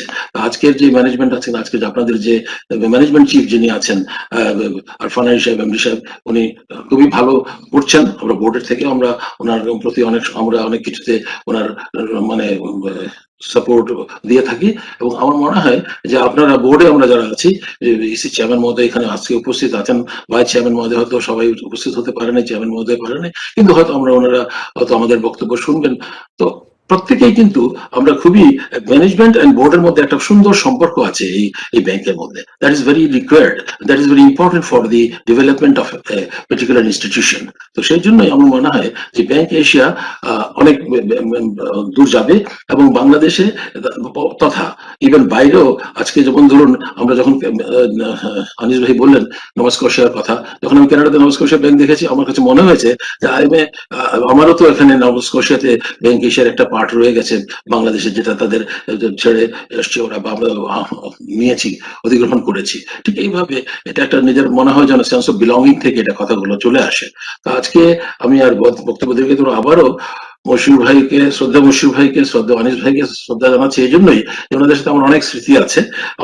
যেহেতু লং টাইম আমরা একসাথে ছিলাম, একই ফিল্ডে কাজ করেছি, বিভিন্ন ব্যাংকার্স মিটিং এ বা বিভিন্ন জায়গায়, সেই দিক থেকে ওনাদেরকে শ্রদ্ধাবোধ জানাচ্ছি, এবং দেখে ভালো লাগলো অনেকদিন পরে। সেই জন্য ব্যাংক এশিয়ার এমডি মহোদয়কে শ্রদ্ধা মানে অভিনন্দন জানাচ্ছি এই জন্য যে উনি এই ব্যবস্থাটা করে দিয়েছেন।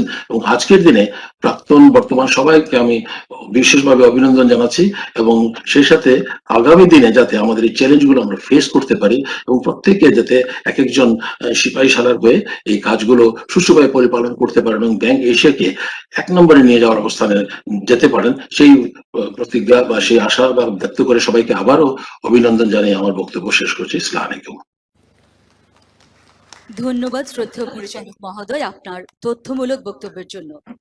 সম্মানিত সুধী, আমরা অত্যন্ত আনন্দের সাথে জানাচ্ছি যে আমাদের সাথে কিছুক্ষণ আগে আমাদের মাঝে উপস্থিত রয়েছেন ব্যাংক এশিয়ার প্রাক্তন চেয়ারম্যান জনাব আনিসুর রহমান সিনহা স্যার। স্যার, আপনাকে স্বাগত জানাচ্ছি। আমরা স্যারকে করতালি দিয়ে স্বাগত জানাতে চাই। ধন্যবাদ। এই পর্যায়ে বক্তব্য রাখার জন্য সবিনয় অনুরোধ করছি শ্রদ্ধেয় পরিচালক জনাব এনাম চৌধুরী মহোদয়কে।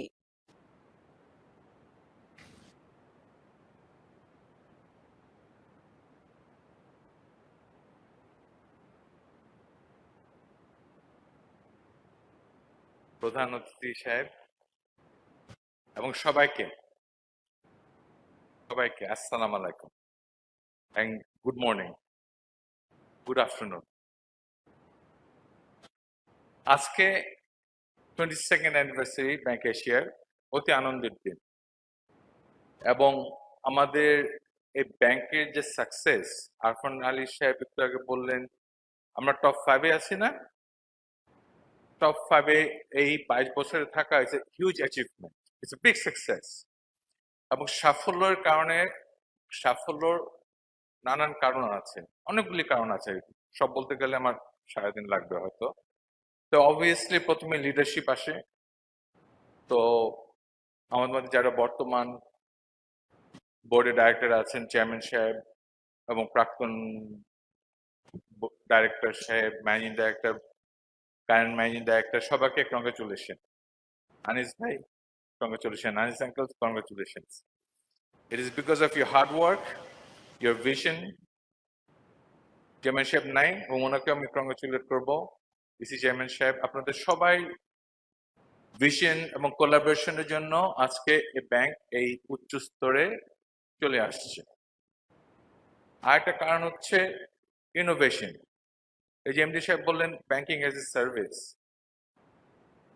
এটা যে কত একটা গুরুত্বপূর্ণ কথা। হ্যাঁ, যে আমি এমডি সাহেবের সঙ্গে মাঝে মাঝে 1-to-1 কথা বলি, আমি জিজ্ঞেস করি আপনার মোটিভেশনটা কি, what motivates you in this bank. ওনার একটা কথা বলা যাবে না, কিন্তু সেকেন্ড কথাটা ছিল দ্যাট ফাইন্যান্সিয়াল ইনক্লুশন। এই যে এজেন্ট ব্যাংকিং করা, একটি বাড়ি একটি খামার একটি বাড়ি, তারপরে পোস্ট অফিস ব্যাংকিং, উপজেলা সেন্টারে ব্যাংকিং, দিস ইজ ইনোভেশন। এবং যতদিন আমাদের ইনোভেশন থাকবে আমাদের ব্যাংক উন্নত হতে হবে। একটা কথা আছে, কে বলছে আমি জানি না, আমার নিজের কথা কিন্তু সেটাও জানি না, the only constant in this world is change. কি উল্টোভাবে বলতে পারি, change is the only constant in this world. তো আমাদেরকে ডেইলি ভাবে আমাদেরকে বদলাতে হবে এবং আমরা বদলাচ্ছি। হ্যাঁ, আমরা বদলাচ্ছি এবং আপনাদের সবাইকেই আবার কংগ্রেচুলেশন জানাচ্ছি ফর বিগ সাকসেস। এর মধ্যে আমাদের ডিএমডি সাহেবরা আছেন এবং সব সহকর্মী ব্রাঞ্চে যারা আছেন, পরিচয় মন্ডলে যারা আছেন, সবার কন্ট্রিবিউশন আছে এর মধ্যে। তো আজকে আনন্দের দিন, আমরা সবাই আজকে আনন্দ করবো, ইটস এ উৎসবের দিন। হ্যাঁ, with a very positive note I want to say thank you to everyone. আমাকে ফ্লোর দেওয়ার জন্য থ্যাংক ইউ।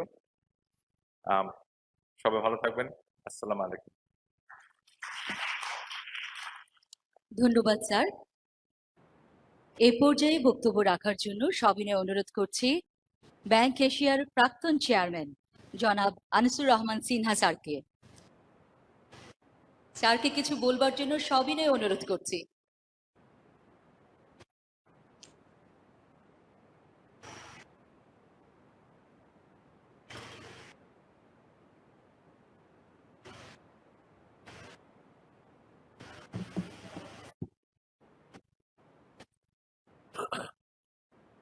উপস্থিত সম্মানিত ব্যাংক এশিয়ার ভাইস চেয়ারম্যান রুমি হোসেন, উপস্থিত পরিষদের ডাইরেক্টর বৃন্দ, আমাদের ব্যাংকের very competent and very affectionate loving সবার প্রিয় সভাপতি এবং ম্যানেজিং ডাইরেক্টর, ব্যাংকের ঊর্ধ্বতন কর্মচারীবৃন্দ এবং আমাদের এই ফ্যামিলির সব সদস্যকে আজকে আমার শুভেচ্ছা এবং সালাম। আজকে আমার বলতে দ্বিধা নেই যে আমি খুব ভালো লাগছে যে গত 2টি বছর আমাদের মধ্যে খুব কঠিন অবস্থার মধ্যে দিয়ে উত্তীর্ণের মাঝেও ব্যাংক এশিয়া আমি মনে করি অনেকের চেয়ে খুব ভালো অবস্থানে আছেন এবং ভালো করছেন এবং সামনে ভালো করবেন। আমি আমার বোর্ড অফ ডাইরেক্টরস এবং যারা নাকি ম্যানেজমেন্টে ব্যাংক এশিয়াতে এবং সবাই আপনারা যারা উপস্থিত আছেন, এটা কিন্তু আপনাদের সবারই কন্ট্রিবিউশনের ফল। আজকে এই দুর্যোগ মুহূর্তে যেখানে ফিনান্সিয়াল ইনস্টিটিউশন সবচেয়ে বড় আঘাত পেয়েছে এবং সামনে খুব আনসার্টেনিটির মধ্যে আমরা যাচ্ছি, আমি ব্যক্তিগতভাবে বিশ্বাস করি যে আমরা ব্যাংক এশিয়া খুব একটি ভালো অবস্থানে আছে এবং সামনেও তারা আরো ভালো করবে। এবং আজকের এই 22তম বর্ষপূর্তিতে আপনারা সবাই আনন্দ করুন, ভালো থাকুন। এবং এর আগে আমার পূর্ববর্তী বক্তা যেটা বলে গেলেন যে আমাদেরকে চিন্তা করতে হবে what is the new thing that we can do, because এই করোনা কিন্তু আমাদের অনেক শিক্ষা দিয়েছে। সেটা হচ্ছে what is extra that we can do, what is the problem that we can face. এই ধরনের চিন্তা শক্তিতে আমার বিশ্বাস যে ব্যাংক এশিয়া এর উপরে কাজ করবে এবং সামনে এই নতুন নতুন ম্যানেজমেন্ট উদ্ভাবন পদ্ধতির সাথে খাপ মিলিয়ে বর্তমান অবস্থার সাথে, যাতে করে আমরা যে পজিশনে অগ্রযাত্রাতে আছি সে অবস্থানে যাতে আমাদের থাকতে পারি এবং সামনে যাতে আরো বেটার করতে পারি তার উপরে চেষ্টা করবেন। এবং সামনে অগ্রগতি এবং সবার শুভেচ্ছা ভালো এবং সবার সুস্বাস্থ্য কামনা করে আমার বক্তব্য শেষ করছি। আর এখানে একটু বিশেষ করে বলতে যাচ্ছি যে আমাদের যে বর্তমান চেয়ারম্যান, তার শরীর, আমি এসেছিলাম আরো স্পেশালি যে তার সাথে দেখা হবে, শরীরটা অনেকদিন অনেকের সাথে দেখা হয়নি, আজকে অনেকদিন পরে অনেকের সাথে দেখা হওয়ার সুযোগের জন্য আমি স্পেশালি এসেছি। আমাদের এমডি সাহেবও আমাকে বলেছেন আসেন, সবার সাথে দেখা হবে। আমার ভালো লাগছে, কিন্তু আমরা সবাই দোয়া করি যে তার স্বাস্থ্য এবং আরোগ্য লাভ যত তাড়াতাড়ি হয়, তিনি যত সুস্থ হয়ে আমাদের মাঝে তাড়াতাড়ি আসতে পারেন, এই জন্য দোয়া করে সবার শেষ করছি। খুদা হাফেজ। অনেক ধন্যবাদ স্যার আপনার অত্যন্ত সুন্দর বক্তব্যের জন্য। এখন বক্তব্য রাখবেন আজকের অনুষ্ঠানের প্রধান অতিথি, বোর্ড নির্বাহী কমিটির সম্মানিত চেয়ারম্যান জনাব রুমি এ হোসেন। আমি স্যারকে কিছু বলবার জন্য সবিনয়ে অনুরোধ করছি।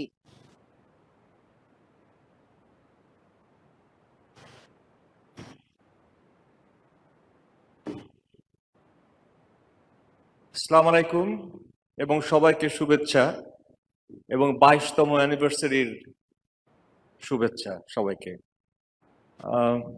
আমি আনিস ভাইয়ের সাথে স্বর মিলিয়ে বলতে হবে যে আজকে আমাদের চেয়ারম্যান সাহেব উপস্থিত নেই, এটা অনস্বীকার্য, যেটা আমরা সবাই উপলব্ধি করব।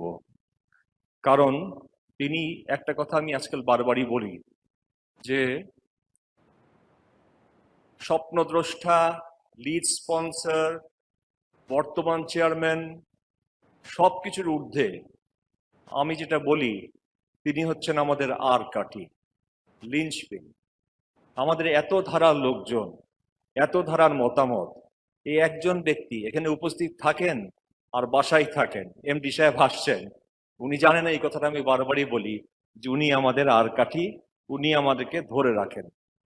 মনের মধ্যে অনেক কথা, 22 বছরের স্মৃতি, জন্মদিনে আগের বারও বলছিলাম কিক অফ ডেতে যে স্মৃতিচারণ এটা অবধারিত এবং এটাই আসবে।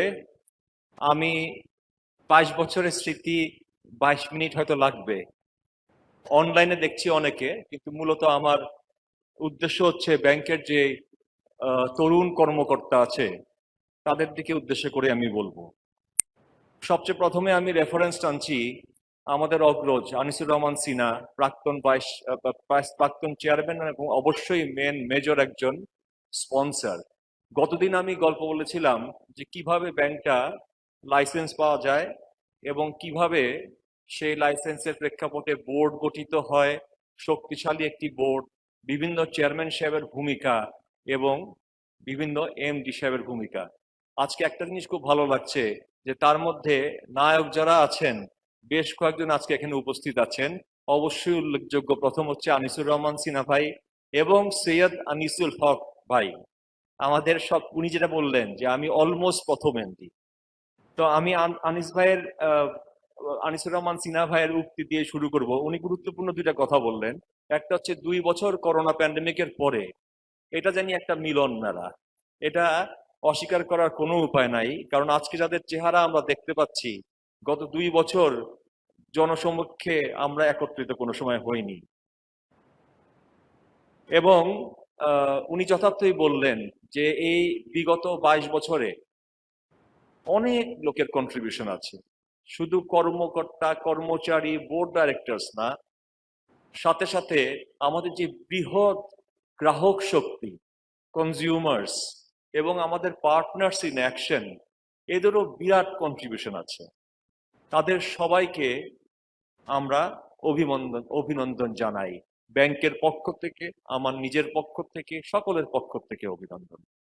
আরেকটা অত্যন্ত গুরুত্বপূর্ণ কথা উনি বললেন, সেটা হচ্ছে যে আমাদের 22 বছরের ইতিহাস থেকে শিক্ষা নিতে হবে এবং আমরা যদি সামনে যেতে চাই তাহলে নতুনত্ব আনতে হবে এবং সে ব্যাপারে একটা প্রপার ভিশন থাকতে হবে। আমি আজকে যে বক্তব্যগুলি রাখবো সেখানে গল্পের পিছনে কিছু গল্প আমি বলবো। আমি গল্প বলবোই, আমি টেকনিক্যাল কথা বলবো না, আমি স্মৃতিচারণ করব, আমি গল্প বলবো, কারণ আমার মনে হয় যে অ্যানিভার্সারিতে সেটাই উপযুক্ত। এরপরে আমি একটু রেফারেন্স ইউজ করতে চাই সৈয়দ আনিস ভাইয়ের। আমি গত মিটিংয়ে বলেছিলাম যে উনি শের দিয়ে শুরু করেন, শের দিয়ে শেষ করেন। আজকে যখন উনি আমার পাশে বসলেন আমি অপেক্ষায় ছিলাম যে উনি কিছু শের বলবেন, উনি বলেন নাই। আজকে মনে হয় এটা আমারই দোষ, এই কথাটা না উঠালেই পারতাম। উনি অনেক সুন্দর সুন্দর কথা বললেন। একটা কথার সাথে আমি দ্বিমত পোষণ করি বলবো না, কারণ পরে আবার উনি এটা কন্ট্রাডিক্ট করলেন। উনি প্রথমে একটা ফ্রেজ ইউজ করলেন, পাস্ট ইজ ওয়েস্ট। আমি বলতে চাই জীবনের ধন কিছুই যায় না ফেলা। আমাদের 22 বছরের যা কিছু অভিজ্ঞতা আছে, যা কিছু অর্জন আছে, সবকিছুই মনে রাখা উচিত এবং তরুণ প্রজন্ম যারা আছে তাদেরকে শেখা উচিত যে এখানে যারা আমাদের মুরব্বী আছে তাদের স্যাক্রিফাইস আছে, তাদের কন্ট্রিবিউশন আছে এবং সেখান থেকে শিক্ষা গ্রহণ করা দরকার আমাদের, এবং এগুলি জানবে। কারণ তোমাদের মধ্যে অনেক সময় দেখা যাবে আরফান সাহেব কিন্তু এক সময় আমাদের ব্যাংকেই ছিলেন জুনিয়র অফিসার, এখন কিন্তু তিনি এমডি। আমার বলতে দ্বিধা নাই যে আমাদের যে এমটি ওরা আজকাল আছে অবশ্যই তাদের মধ্যে থেকে অনেকে এমডি হবে, হয়তোবা আমাদের সেই সৌভাগ্য হবে না, তারা আমাদের ব্যাংকের এমডি হবে না বা কোনোখানে না কোনোখানে এমডি হবে। আনিস ভাই কিন্তু এটার সাথে সাথে আবার বললেন যে রিমেম্বার অ্যান্ড রিমাইন্ড অতীতের কর্মকাণ্ডগুলি, তোমাদের সাফল্য গাথা, তোমাদের পরিশ্রম, তোমাদের চিন্তাধারা জনে জনে প্রচার করো। কেন? যাতে তোমরা অনুপ্রাণিত হও এবং স্বপ্ন দেখতে শিখো এবং কিভাবে একটা বিমুখ পরিস্থিতির মধ্যেও খুব দ্রুত পরিবর্তন করে বেঁচে থাকা যায়, প্রসার লাভ করা যায়, সেগুলি যাতে আমরা শিখতে পারি আমাদের মুরব্বীদের থেকে। আরেকটা কথা না বললেই না, যে 22 বছরের যে সাফল্য জেনারেল মতিউর রহমান সাহেব বললেন 50 নম্বর থেকে 5 নম্বর, নিশ্চয় কিছু চিন্তাধারা ছিল, যে চিন্তাধারা 8-10টা ব্যাংকের থেকে ভিন্ন। আমি 3-4টা এরকম গল্প বলবো। সেই ভিন্নতা না থাকলে something we must have done rightly, সেই ভিন্নতা না থাকলে আমরা 50 থেকে 5-এর মধ্যে এখন আসতে পারলাম না। এখন অতীতের যে গল্পগুলি আমি বলে আসছি প্রথম দিন, সেগুলি আমি রিপিট করব না, কিন্তু কিছু কিছু জিনিস আমি বলবো। 2জন এমডি বলে গেছেন, একজন প্রাক্তন অলমোস্ট ফার্স্ট এমডি, আরেকজন একেবারে বর্তমানের, কিন্তু ধারাবাহিকতা কিন্তু তোমরা শুনে ফেলেছো অলরেডি। সেটা হচ্ছে উনি কিন্তু কিছু কীর্তিকথার কথা বলে গেছে, সের পিছনের গল্প আছে। আর উনি কিন্তু ভবিষ্যতের কথা বলে গেছেন। উনি ভবিষ্যতের মধ্যে খুব সুন্দর দিয়ে একটা কথা বলেছেন যে আসল যে নীতির ব্যাপারটা আছে, আমরা কোথায় যাচ্ছি, আমরা কি চাচ্ছি, আমরা জনগণের সেবা দিতে চাচ্ছি, লক্ষ লক্ষ কোটি কোটি মানুষের সেবা দিতে যাচ্ছি। উনি বলে গেছেন যে বর্তমানে আমাদের 70 লক্ষ গ্রাহক এবং 2024 সালের মধ্যে সেই গ্রাহকের সংখ্যা যাবে 1 কোটি। আমরা যদি মনে করি যে প্রতি একজন ব্যক্তির পিছনে 5 জনের একটা প্রতি পরিবার আছে, তাহলে 5 কোটি লোকের জীবনযাত্রা আমরা কিন্তু ছুঁয়ে যাব। এটা একটা মুখের কথা নয়। এরপরও কিন্তু পেরিফেরাল অনেক সংশ্লিষ্টতা আছে, কারণ এটা এমন একটা ইন্ডাস্ট্রি যেখানে নাকি আমরা সমস্ত ইন্ডাস্ট্রিকে অর্থায়ন করি। সুতরাং আমরা অনায়াসে বলতে পারি কোটি কোটি লোকের জীবনের সাথে ব্যাংক এশিয়া সংশ্লিষ্ট হয়ে অঙ্গীকার নিয়ে এগিয়ে যাচ্ছে। তিনি অত্যন্ত রিসেন্ট একটা প্রোডাক্টের কথা বলে গেলেন, সেটা হচ্ছে ভয়েস অ্যাক্টিভেটেড সার্ভিস, এবং মাইক্রো মার্চেন্টের কথা বললেন। উনি আগাগোড়া কিন্তু এগুলিই বলে গেছেন। যাই হোক, আমি একটু লাইটার ভেনে কিছু গল্প বলি। গল্প আমি বলবো না, সেগুলির মধ্যে শিক্ষণীয় আছে। আমরা কি করি সাধারণত, প্রথমে যখন ব্যাংকটা হলো তখন ব্যাংকটা বড় করতে হবে। আরফান সাহেব মাঝে মাঝে বলেন যে ব্যাংকিং ব্যবসা অন্য ব্যবসার মতো নয়। উনি অন্য আঙ্গিক থেকে বলেন, আমি এটার সাথে ওনার সাথে দ্বিমত পোষণ করি। মাঝে মাঝে দ্বিমতটা এই জন্যই করি যে অন্য ব্যবসার মতো নয়, কিন্তু ফান্ডামেন্টালি ব্যবসা ব্যবসায়ী। ব্যবসা যদি টিকে থাকতে হয়, ইনস্টিটিউশন প্রতিষ্ঠান যদি টিকে থাকতে হয়, তাহলে সেই প্রতিষ্ঠানের সাস্টেনেবল গ্রোথ দরকার, ধারণক্ষম প্রবৃদ্ধি, শক্তিশালী প্রবৃদ্ধি। সুতরাং এই ধারণক্ষম প্রবৃদ্ধির জন্য কিছু শক্তিশালী নীতি থাকতে হবে এবং অবশ্যই লাভ করতে হবে। গতদিন প্রত্যেকজন চেয়ারম্যানের সম্বন্ধে আমি কিছু বলেছি, আনিস ভাই সম্বন্ধে বলেছিলাম, একটা ভীষণ রকম ইম্পর্টেন্ট জিনিস বলা হয় নাই। আমাদের আনিসুর রহমান সিনা ভাইকে দেখলেই আমার মনে হয় 40-40। আমার খুব প্রিয় উনি, কারণ উনি 40% ডিভিডেন্ড দিয়ে গেছেন, আর জীবনে সেই ডিভিডেন্ড পেলাম না। এটা কিন্তু লোভের বিষয় না, এটা একটা শক্তির পরিচয়। 40% ডিভিডেন্ড দিতে ক্ষমতা লাগে, 40% ডিভিডেন্ড দিতে সাফল্য লাগে। সাফল্য ছাড়া, ক্ষমতা ছাড়া, কোনো কিছু ছাড়া 40% ডিভিডেন্ড দেওয়া সম্ভব না। যাই হোক, ব্যাংকটা হওয়ার যে গল্প বললাম, হওয়ার পরে দেখেন আমরা কি করি। কয়দিন আগে শুনলাম যে মানিকগঞ্জে ব্রাঞ্চ খোলা হচ্ছে, ব্রাঞ্চ পাওয়া যাচ্ছে না। কেন? রেডিমেড বিল্ডিং নাই সুন্দর, কোনোটা একটু শহরের বাইরে, কোনোটা 3 তলার উপরে। এইটাই ভাব আমাদের, শুধু আমাদের না, ম্যাক্সিমাম ব্যাংকেরই। কিরকম ভাব? আমাদেরকে কোলে উঠায় রাখবে, আমাদের একটা বিল্ডিং বানায় দেওয়া হবে, সেই বিল্ডিং এর উপরে গিয়ে আমরা একটা বিরাট কোটি টাকা দিয়ে ইন্টেরিয়ার ডেকোরেটর নিয়োগ করব, এবং তারপরে আমরা সুন্দর এয়ার কন্ডিশন ঘরে গিয়ে বসবো এবং ডিজিটাল টিভিতে আমরা মিটিং করব। যখন প্রথম ব্যাংকটা হলো, মতিঝিল দিলকুশা কমার্শিয়াল এলাকায় একটা ব্রাঞ্চ অবধারিত। এটা ছাড়া ব্যাংকিং ব্যবসা ভালো উঠে জমতে পারে না, কারণ ওই জায়গাটা সেন্ট্রাল। আমাদের যে চেয়ারম্যান সাহেব বর্তমান ফাউন্ডার, আমি গতবার যেটা বলেছিলাম যে 10 বছর উনি নিজে চেয়ারম্যান হন নাই, কারণ ওনার বিশ্বাস ছিল যে ওনার আগে যদি সাইদুজ্জামান সাহেবের মতো ব্যক্তিত্ব হয়, আনিস ভাই হয়, তাহলে ব্যাংকটা অনেক ভালো হবে। কিন্তু যখন ব্যাংকের লাইসেন্স পায় তখন কিন্তু অলরেডি ওনার বয়স 63 বছর। উনি কিন্তু জায়গা খুঁজছিলেন না, উনি খুঁজছিলেন কোথায় ব্যাংকটার ব্রাঞ্চ হলে ব্যাংকটার ভালো হয়। এবং এখন যেখানে প্রিন্সিপাল ব্রাঞ্চ, সেটার সামনে ট্রাক বাস রাখা হতো। বাংলাদেশের সংস্কৃতি তোমরা জানো, ট্রাক বাস যারা চালায় এবং মালিক সমিতি অত্যন্ত কঠিন, ওই রাস্তা দিয়ে কোনো যাতায়াতই হতো না, রাস্তাই পুরো বন্ধ।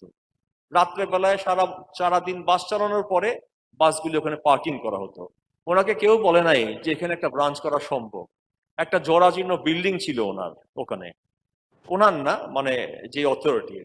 তো উনি খোঁজ করে বার করলেন যে এখানে কিভাবে ব্রাঞ্চ করা যায়, কারণ হচ্ছে এখানে যদি একটা ব্রাঞ্চ করা যায়, আমাদের মূল প্রিন্সিপাল ব্রাঞ্চ, কেউ টেক্কা দিতে পারবে না।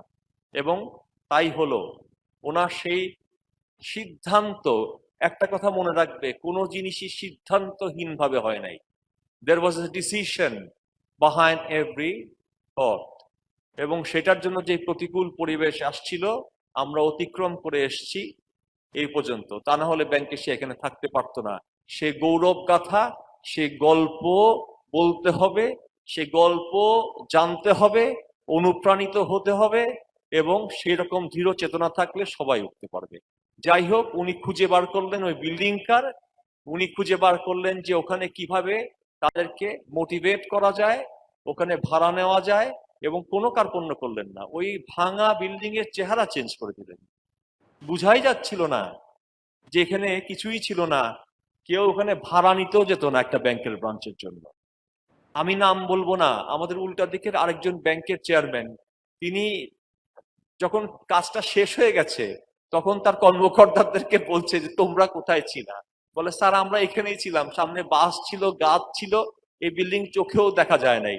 তো উনি আবার চেয়ারম্যান সাহেবকে রূপ ভাই বলেন, উনি এসে বললেন যে রূপ ভাই বিল্ডিংটা আমাকে ভাড়া দেন।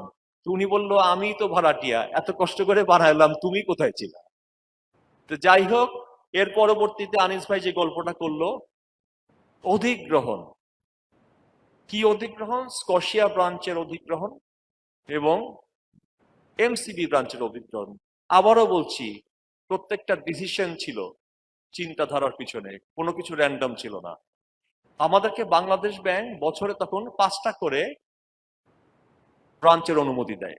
এখন ব্যবসা যদি বাড়াতে হয় প্রথম দিকে, অবশ্যই আমাদেরকে ব্রাঞ্চকে বৃদ্ধি করতে হবে। আমরা কিভাবে ব্রাঞ্চ বৃদ্ধি করব? 5টার মধ্যে আবার 3টা হচ্ছে শহর ভিত্তিক, যেখানে নাকি বড় কাস্টমার পাওয়া যায় কর্পোরেট, আর 2টা কিন্তু অবধারিতভাবে গ্রামের দিকে করতে হবে। ওইখানেও একটা গল্প আছে ছোট, ওই গল্পটাই আগে বলি। গ্রামের দিকে করতে হবে।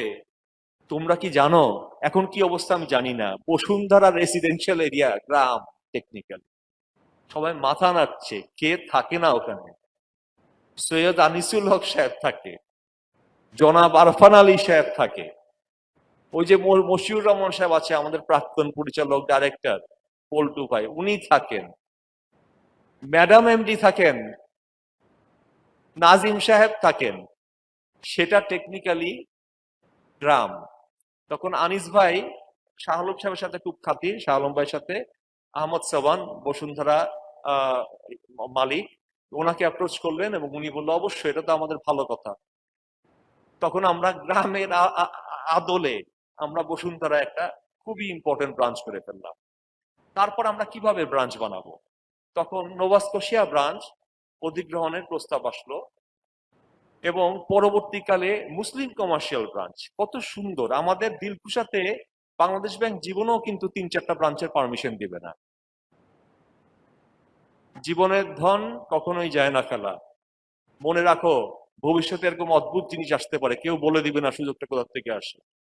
তো তখন চেয়ারম্যান সাহেব বলল, চমৎকার, এমসিবি ব্যাংকটা যদি আমরা কিনি, আমরা দিলকুশা একটা ব্রাঞ্চ ছাড়াও কাস্টমার তো পাবোই, লোকবল পাবো এফিশিয়েন্ট। আমি যদি ভুল না করি, বোরহান সাহেব বোধহয় এমসিবি ব্যাংকে ছিলেন, ওই যে উনি আসলেন, এখনো আছেন, প্রচন্ড শক্তিশালী, কিন্তু আমার খুব পছন্দের মানুষ। এবং চিটাগংয়ে এমসিবির কিন্তু নিজেরও বিল্ডিং ছিল ভাড়া করা, মানে রাতারাতি রেডিমেড আমরা 5-6টা ব্রাঞ্চ পেয়ে গেলাম। এটা বাংলাদেশ ব্যাংক কিন্তু চিন্তাও করে নাই এটাকে কিভাবে ঠেকাবে, তারা খুশি হলেন। গল্পের কিন্তু এখানেও শেষ না, গল্পের এখানেও শেষ না, কারণ সেই সময় সেই পর্যন্ত অধিগ্রহণের কোনো আলামত নাই। সিকিউরিটিজ অ্যান্ড এক্সচেঞ্জ কমিশন নিয়ম নীতি লেখা হয় নাই। কোনো ব্যাংক, কোনো বাংলাদেশি ব্যাংক কোনো ব্যাংকে অধিগ্রহণ করে নাই। একটা লিগ্যাল ফ্রেমওয়ার্কের এগেনস্টে এই কাজটা হতে হবে। এবং দেখো আল্লাহর কি ইচ্ছা, সেই লিগ্যাল ফ্রেমওয়ার্কের সাথে যারা জড়িত ছিলেন তার মধ্যে একজন ছিলেন দেলাওয়ার হোসেন চৌধুরী সাহেব। উনি তখন এমসিবিতে ছিলেন কি? হ্যাঁ, আচ্ছা, যাই হোক, উনি এই প্রসেসের মধ্যে ছিলেন। তখন সবাই মিলে বসে একটা লিগ্যাল ফ্রেমওয়ার্ক এবং নিয়ম নীতি তৈরি করা হয়, শুধুমাত্র এই কারণে আমরা কিন্তু থেমে থাকি নাই কোনোখানে। এবং সেই লিগ্যাল ফ্রেমওয়ার্কের এগেনস্টে তখন ওই ব্রাঞ্চগুলি হলো। তারপরে দেখো এজেন্ট ব্যাংক, এখানেও কিন্তু কেউ বলে দেয় না কানের কাছে এসে যে এজেন্ট ব্যাংক করে।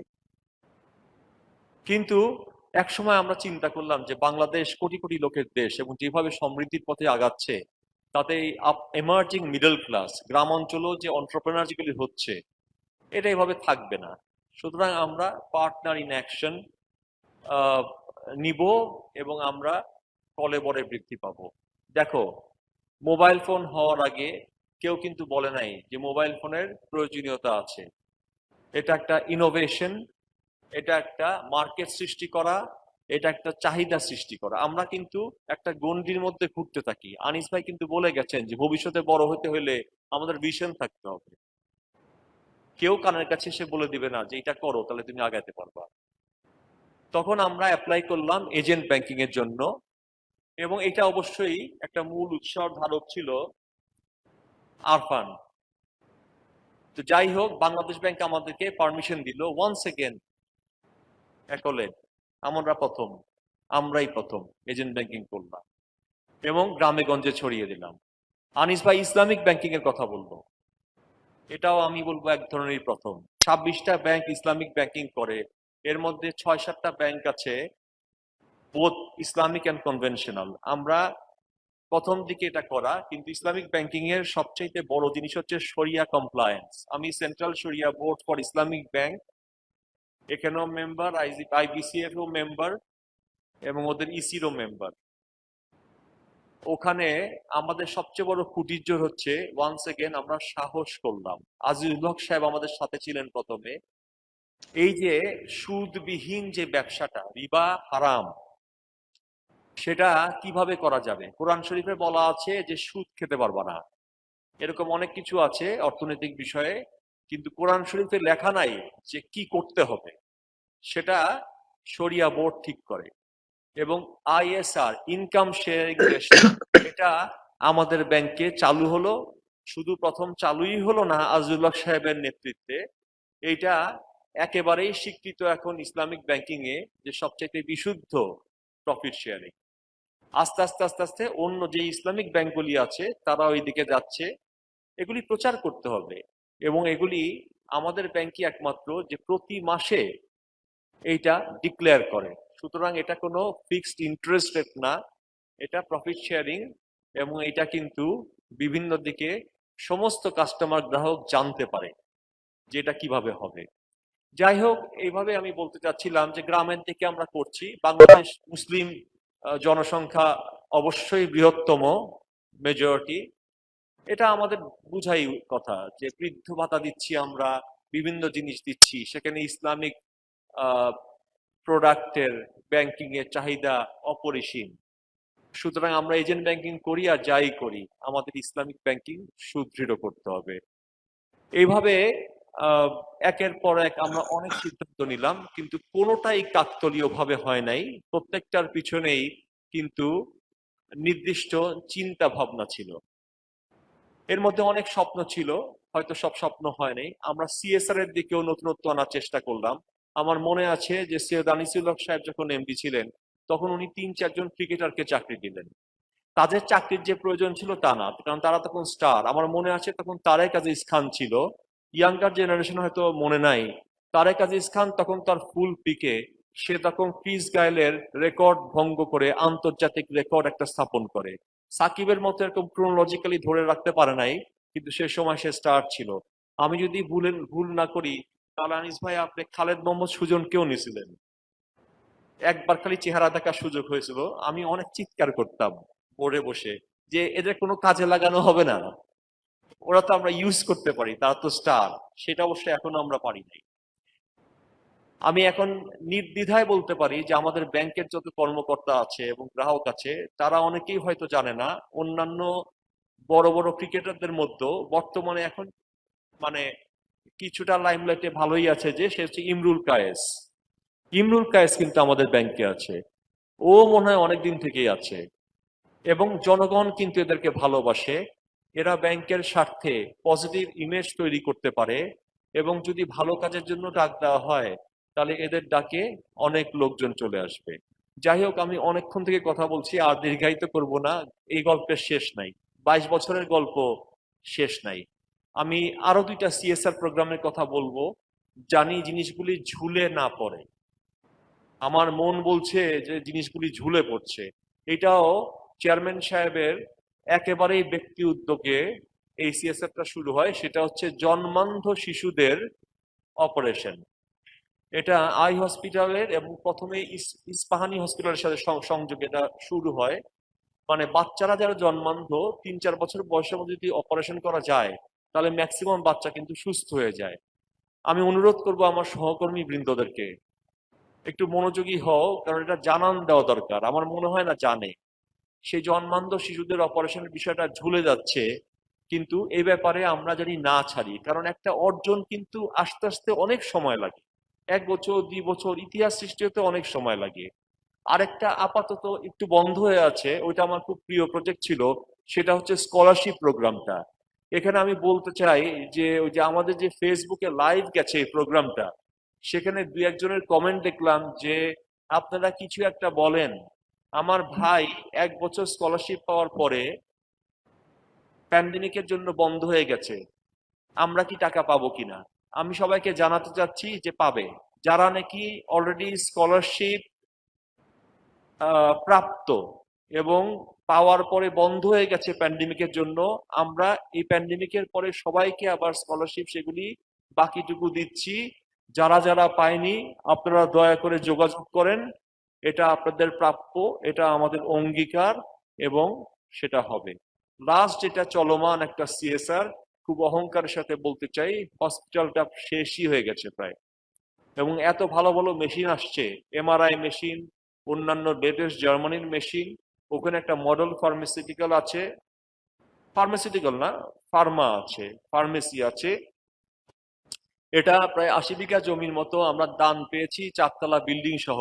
আমাদের যে চেয়ারম্যান সাহেব জনাব আব্দুর রউফ সাহেব চৌধুরী সাহেব, ওনার অনুদান এবং ওনার পরিবারের, এবং উনি এত বড়, ওনার একটাই অনুরোধ ছিল যে ব্যাংক এশিয়া হসপিটাল তো হবেই, কিন্তু আমার মা, উনি ছোটকালে পিতাকে হারান, আমিরান নেসা, অনেক কষ্ট করে ছেলেকে মানুষ করে।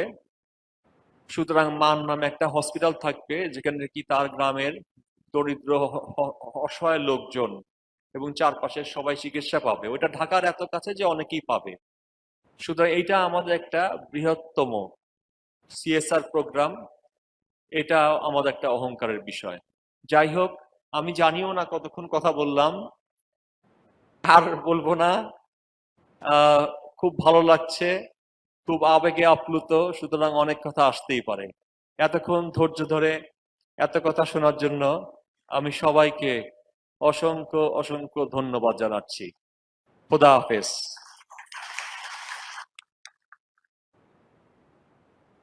ধন্যবাদ শ্রদ্ধেয় বোর্ড নির্বাহী কমিটির চেয়ারম্যান স্যার। এ পর্যায়ে প্রতিষ্ঠা বার্ষিকীর কেক কাটা পর্ব। আজকের অনুষ্ঠানের প্রধান অতিথি মহোদয়কে অনুরোধ করছি সম্মানিত অতিথিবৃন্দদের নিয়ে কেক কাটবেন।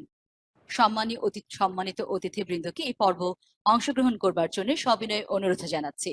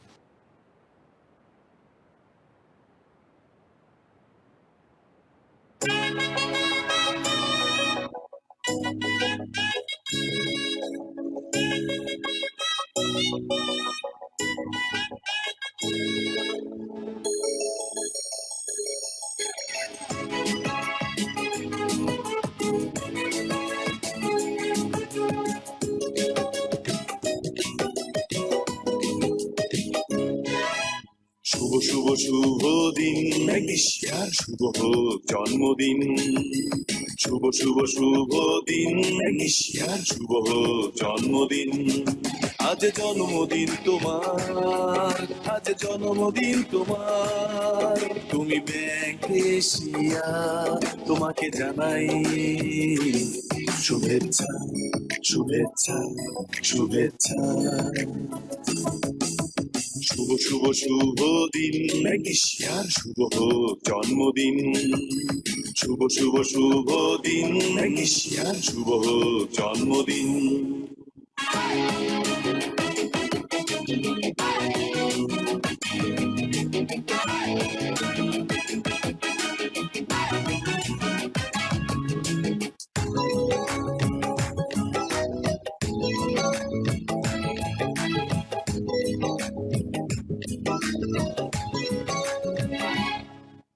হাঁটি হাঁটি পা পা করে 22টি বছর ধরে হাঁটি হাঁটি পা পা করে 22টি বছর ধরে পৌঁছে দিলে সেবা তোমার বাংলার ঘরে ঘরে পৌঁছে দিলে সেবা তোমার বাংলার ঘরে ঘরে তোমার তুলনা শুধুই তুমি উন্নয়নের এই ভর দুপুরে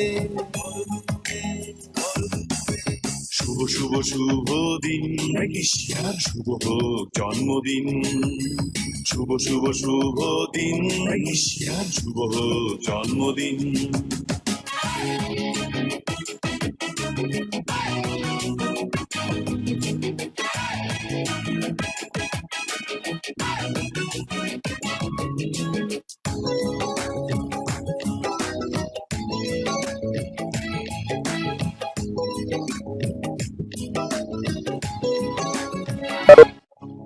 সমৃদ্ধির এই পথে আমরা সবার সাথে সমৃদ্ধির এই পথে আমরা সবার সাথে হাতে হাতে রেখে এগিয়ে যাব শত কোটি বছর ধরে হাতে হাতে রেখে এগিয়ে যাব শত কোটি বছর ধরে তোমার তুলনা শুধুই তুমি 21 শতকের বিশ্ব জুড়ে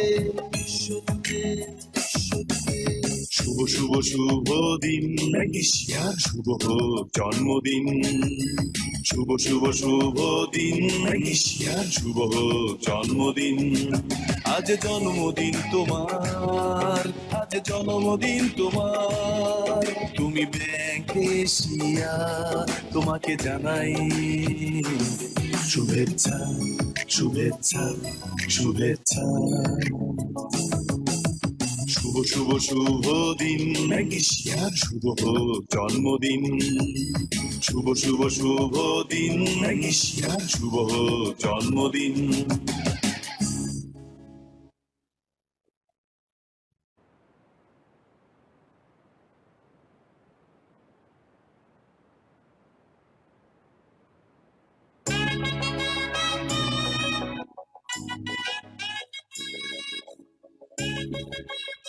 সবাইকে পিঠা পর্বে অংশগ্রহণ করার জন্য অনুরোধ করছি।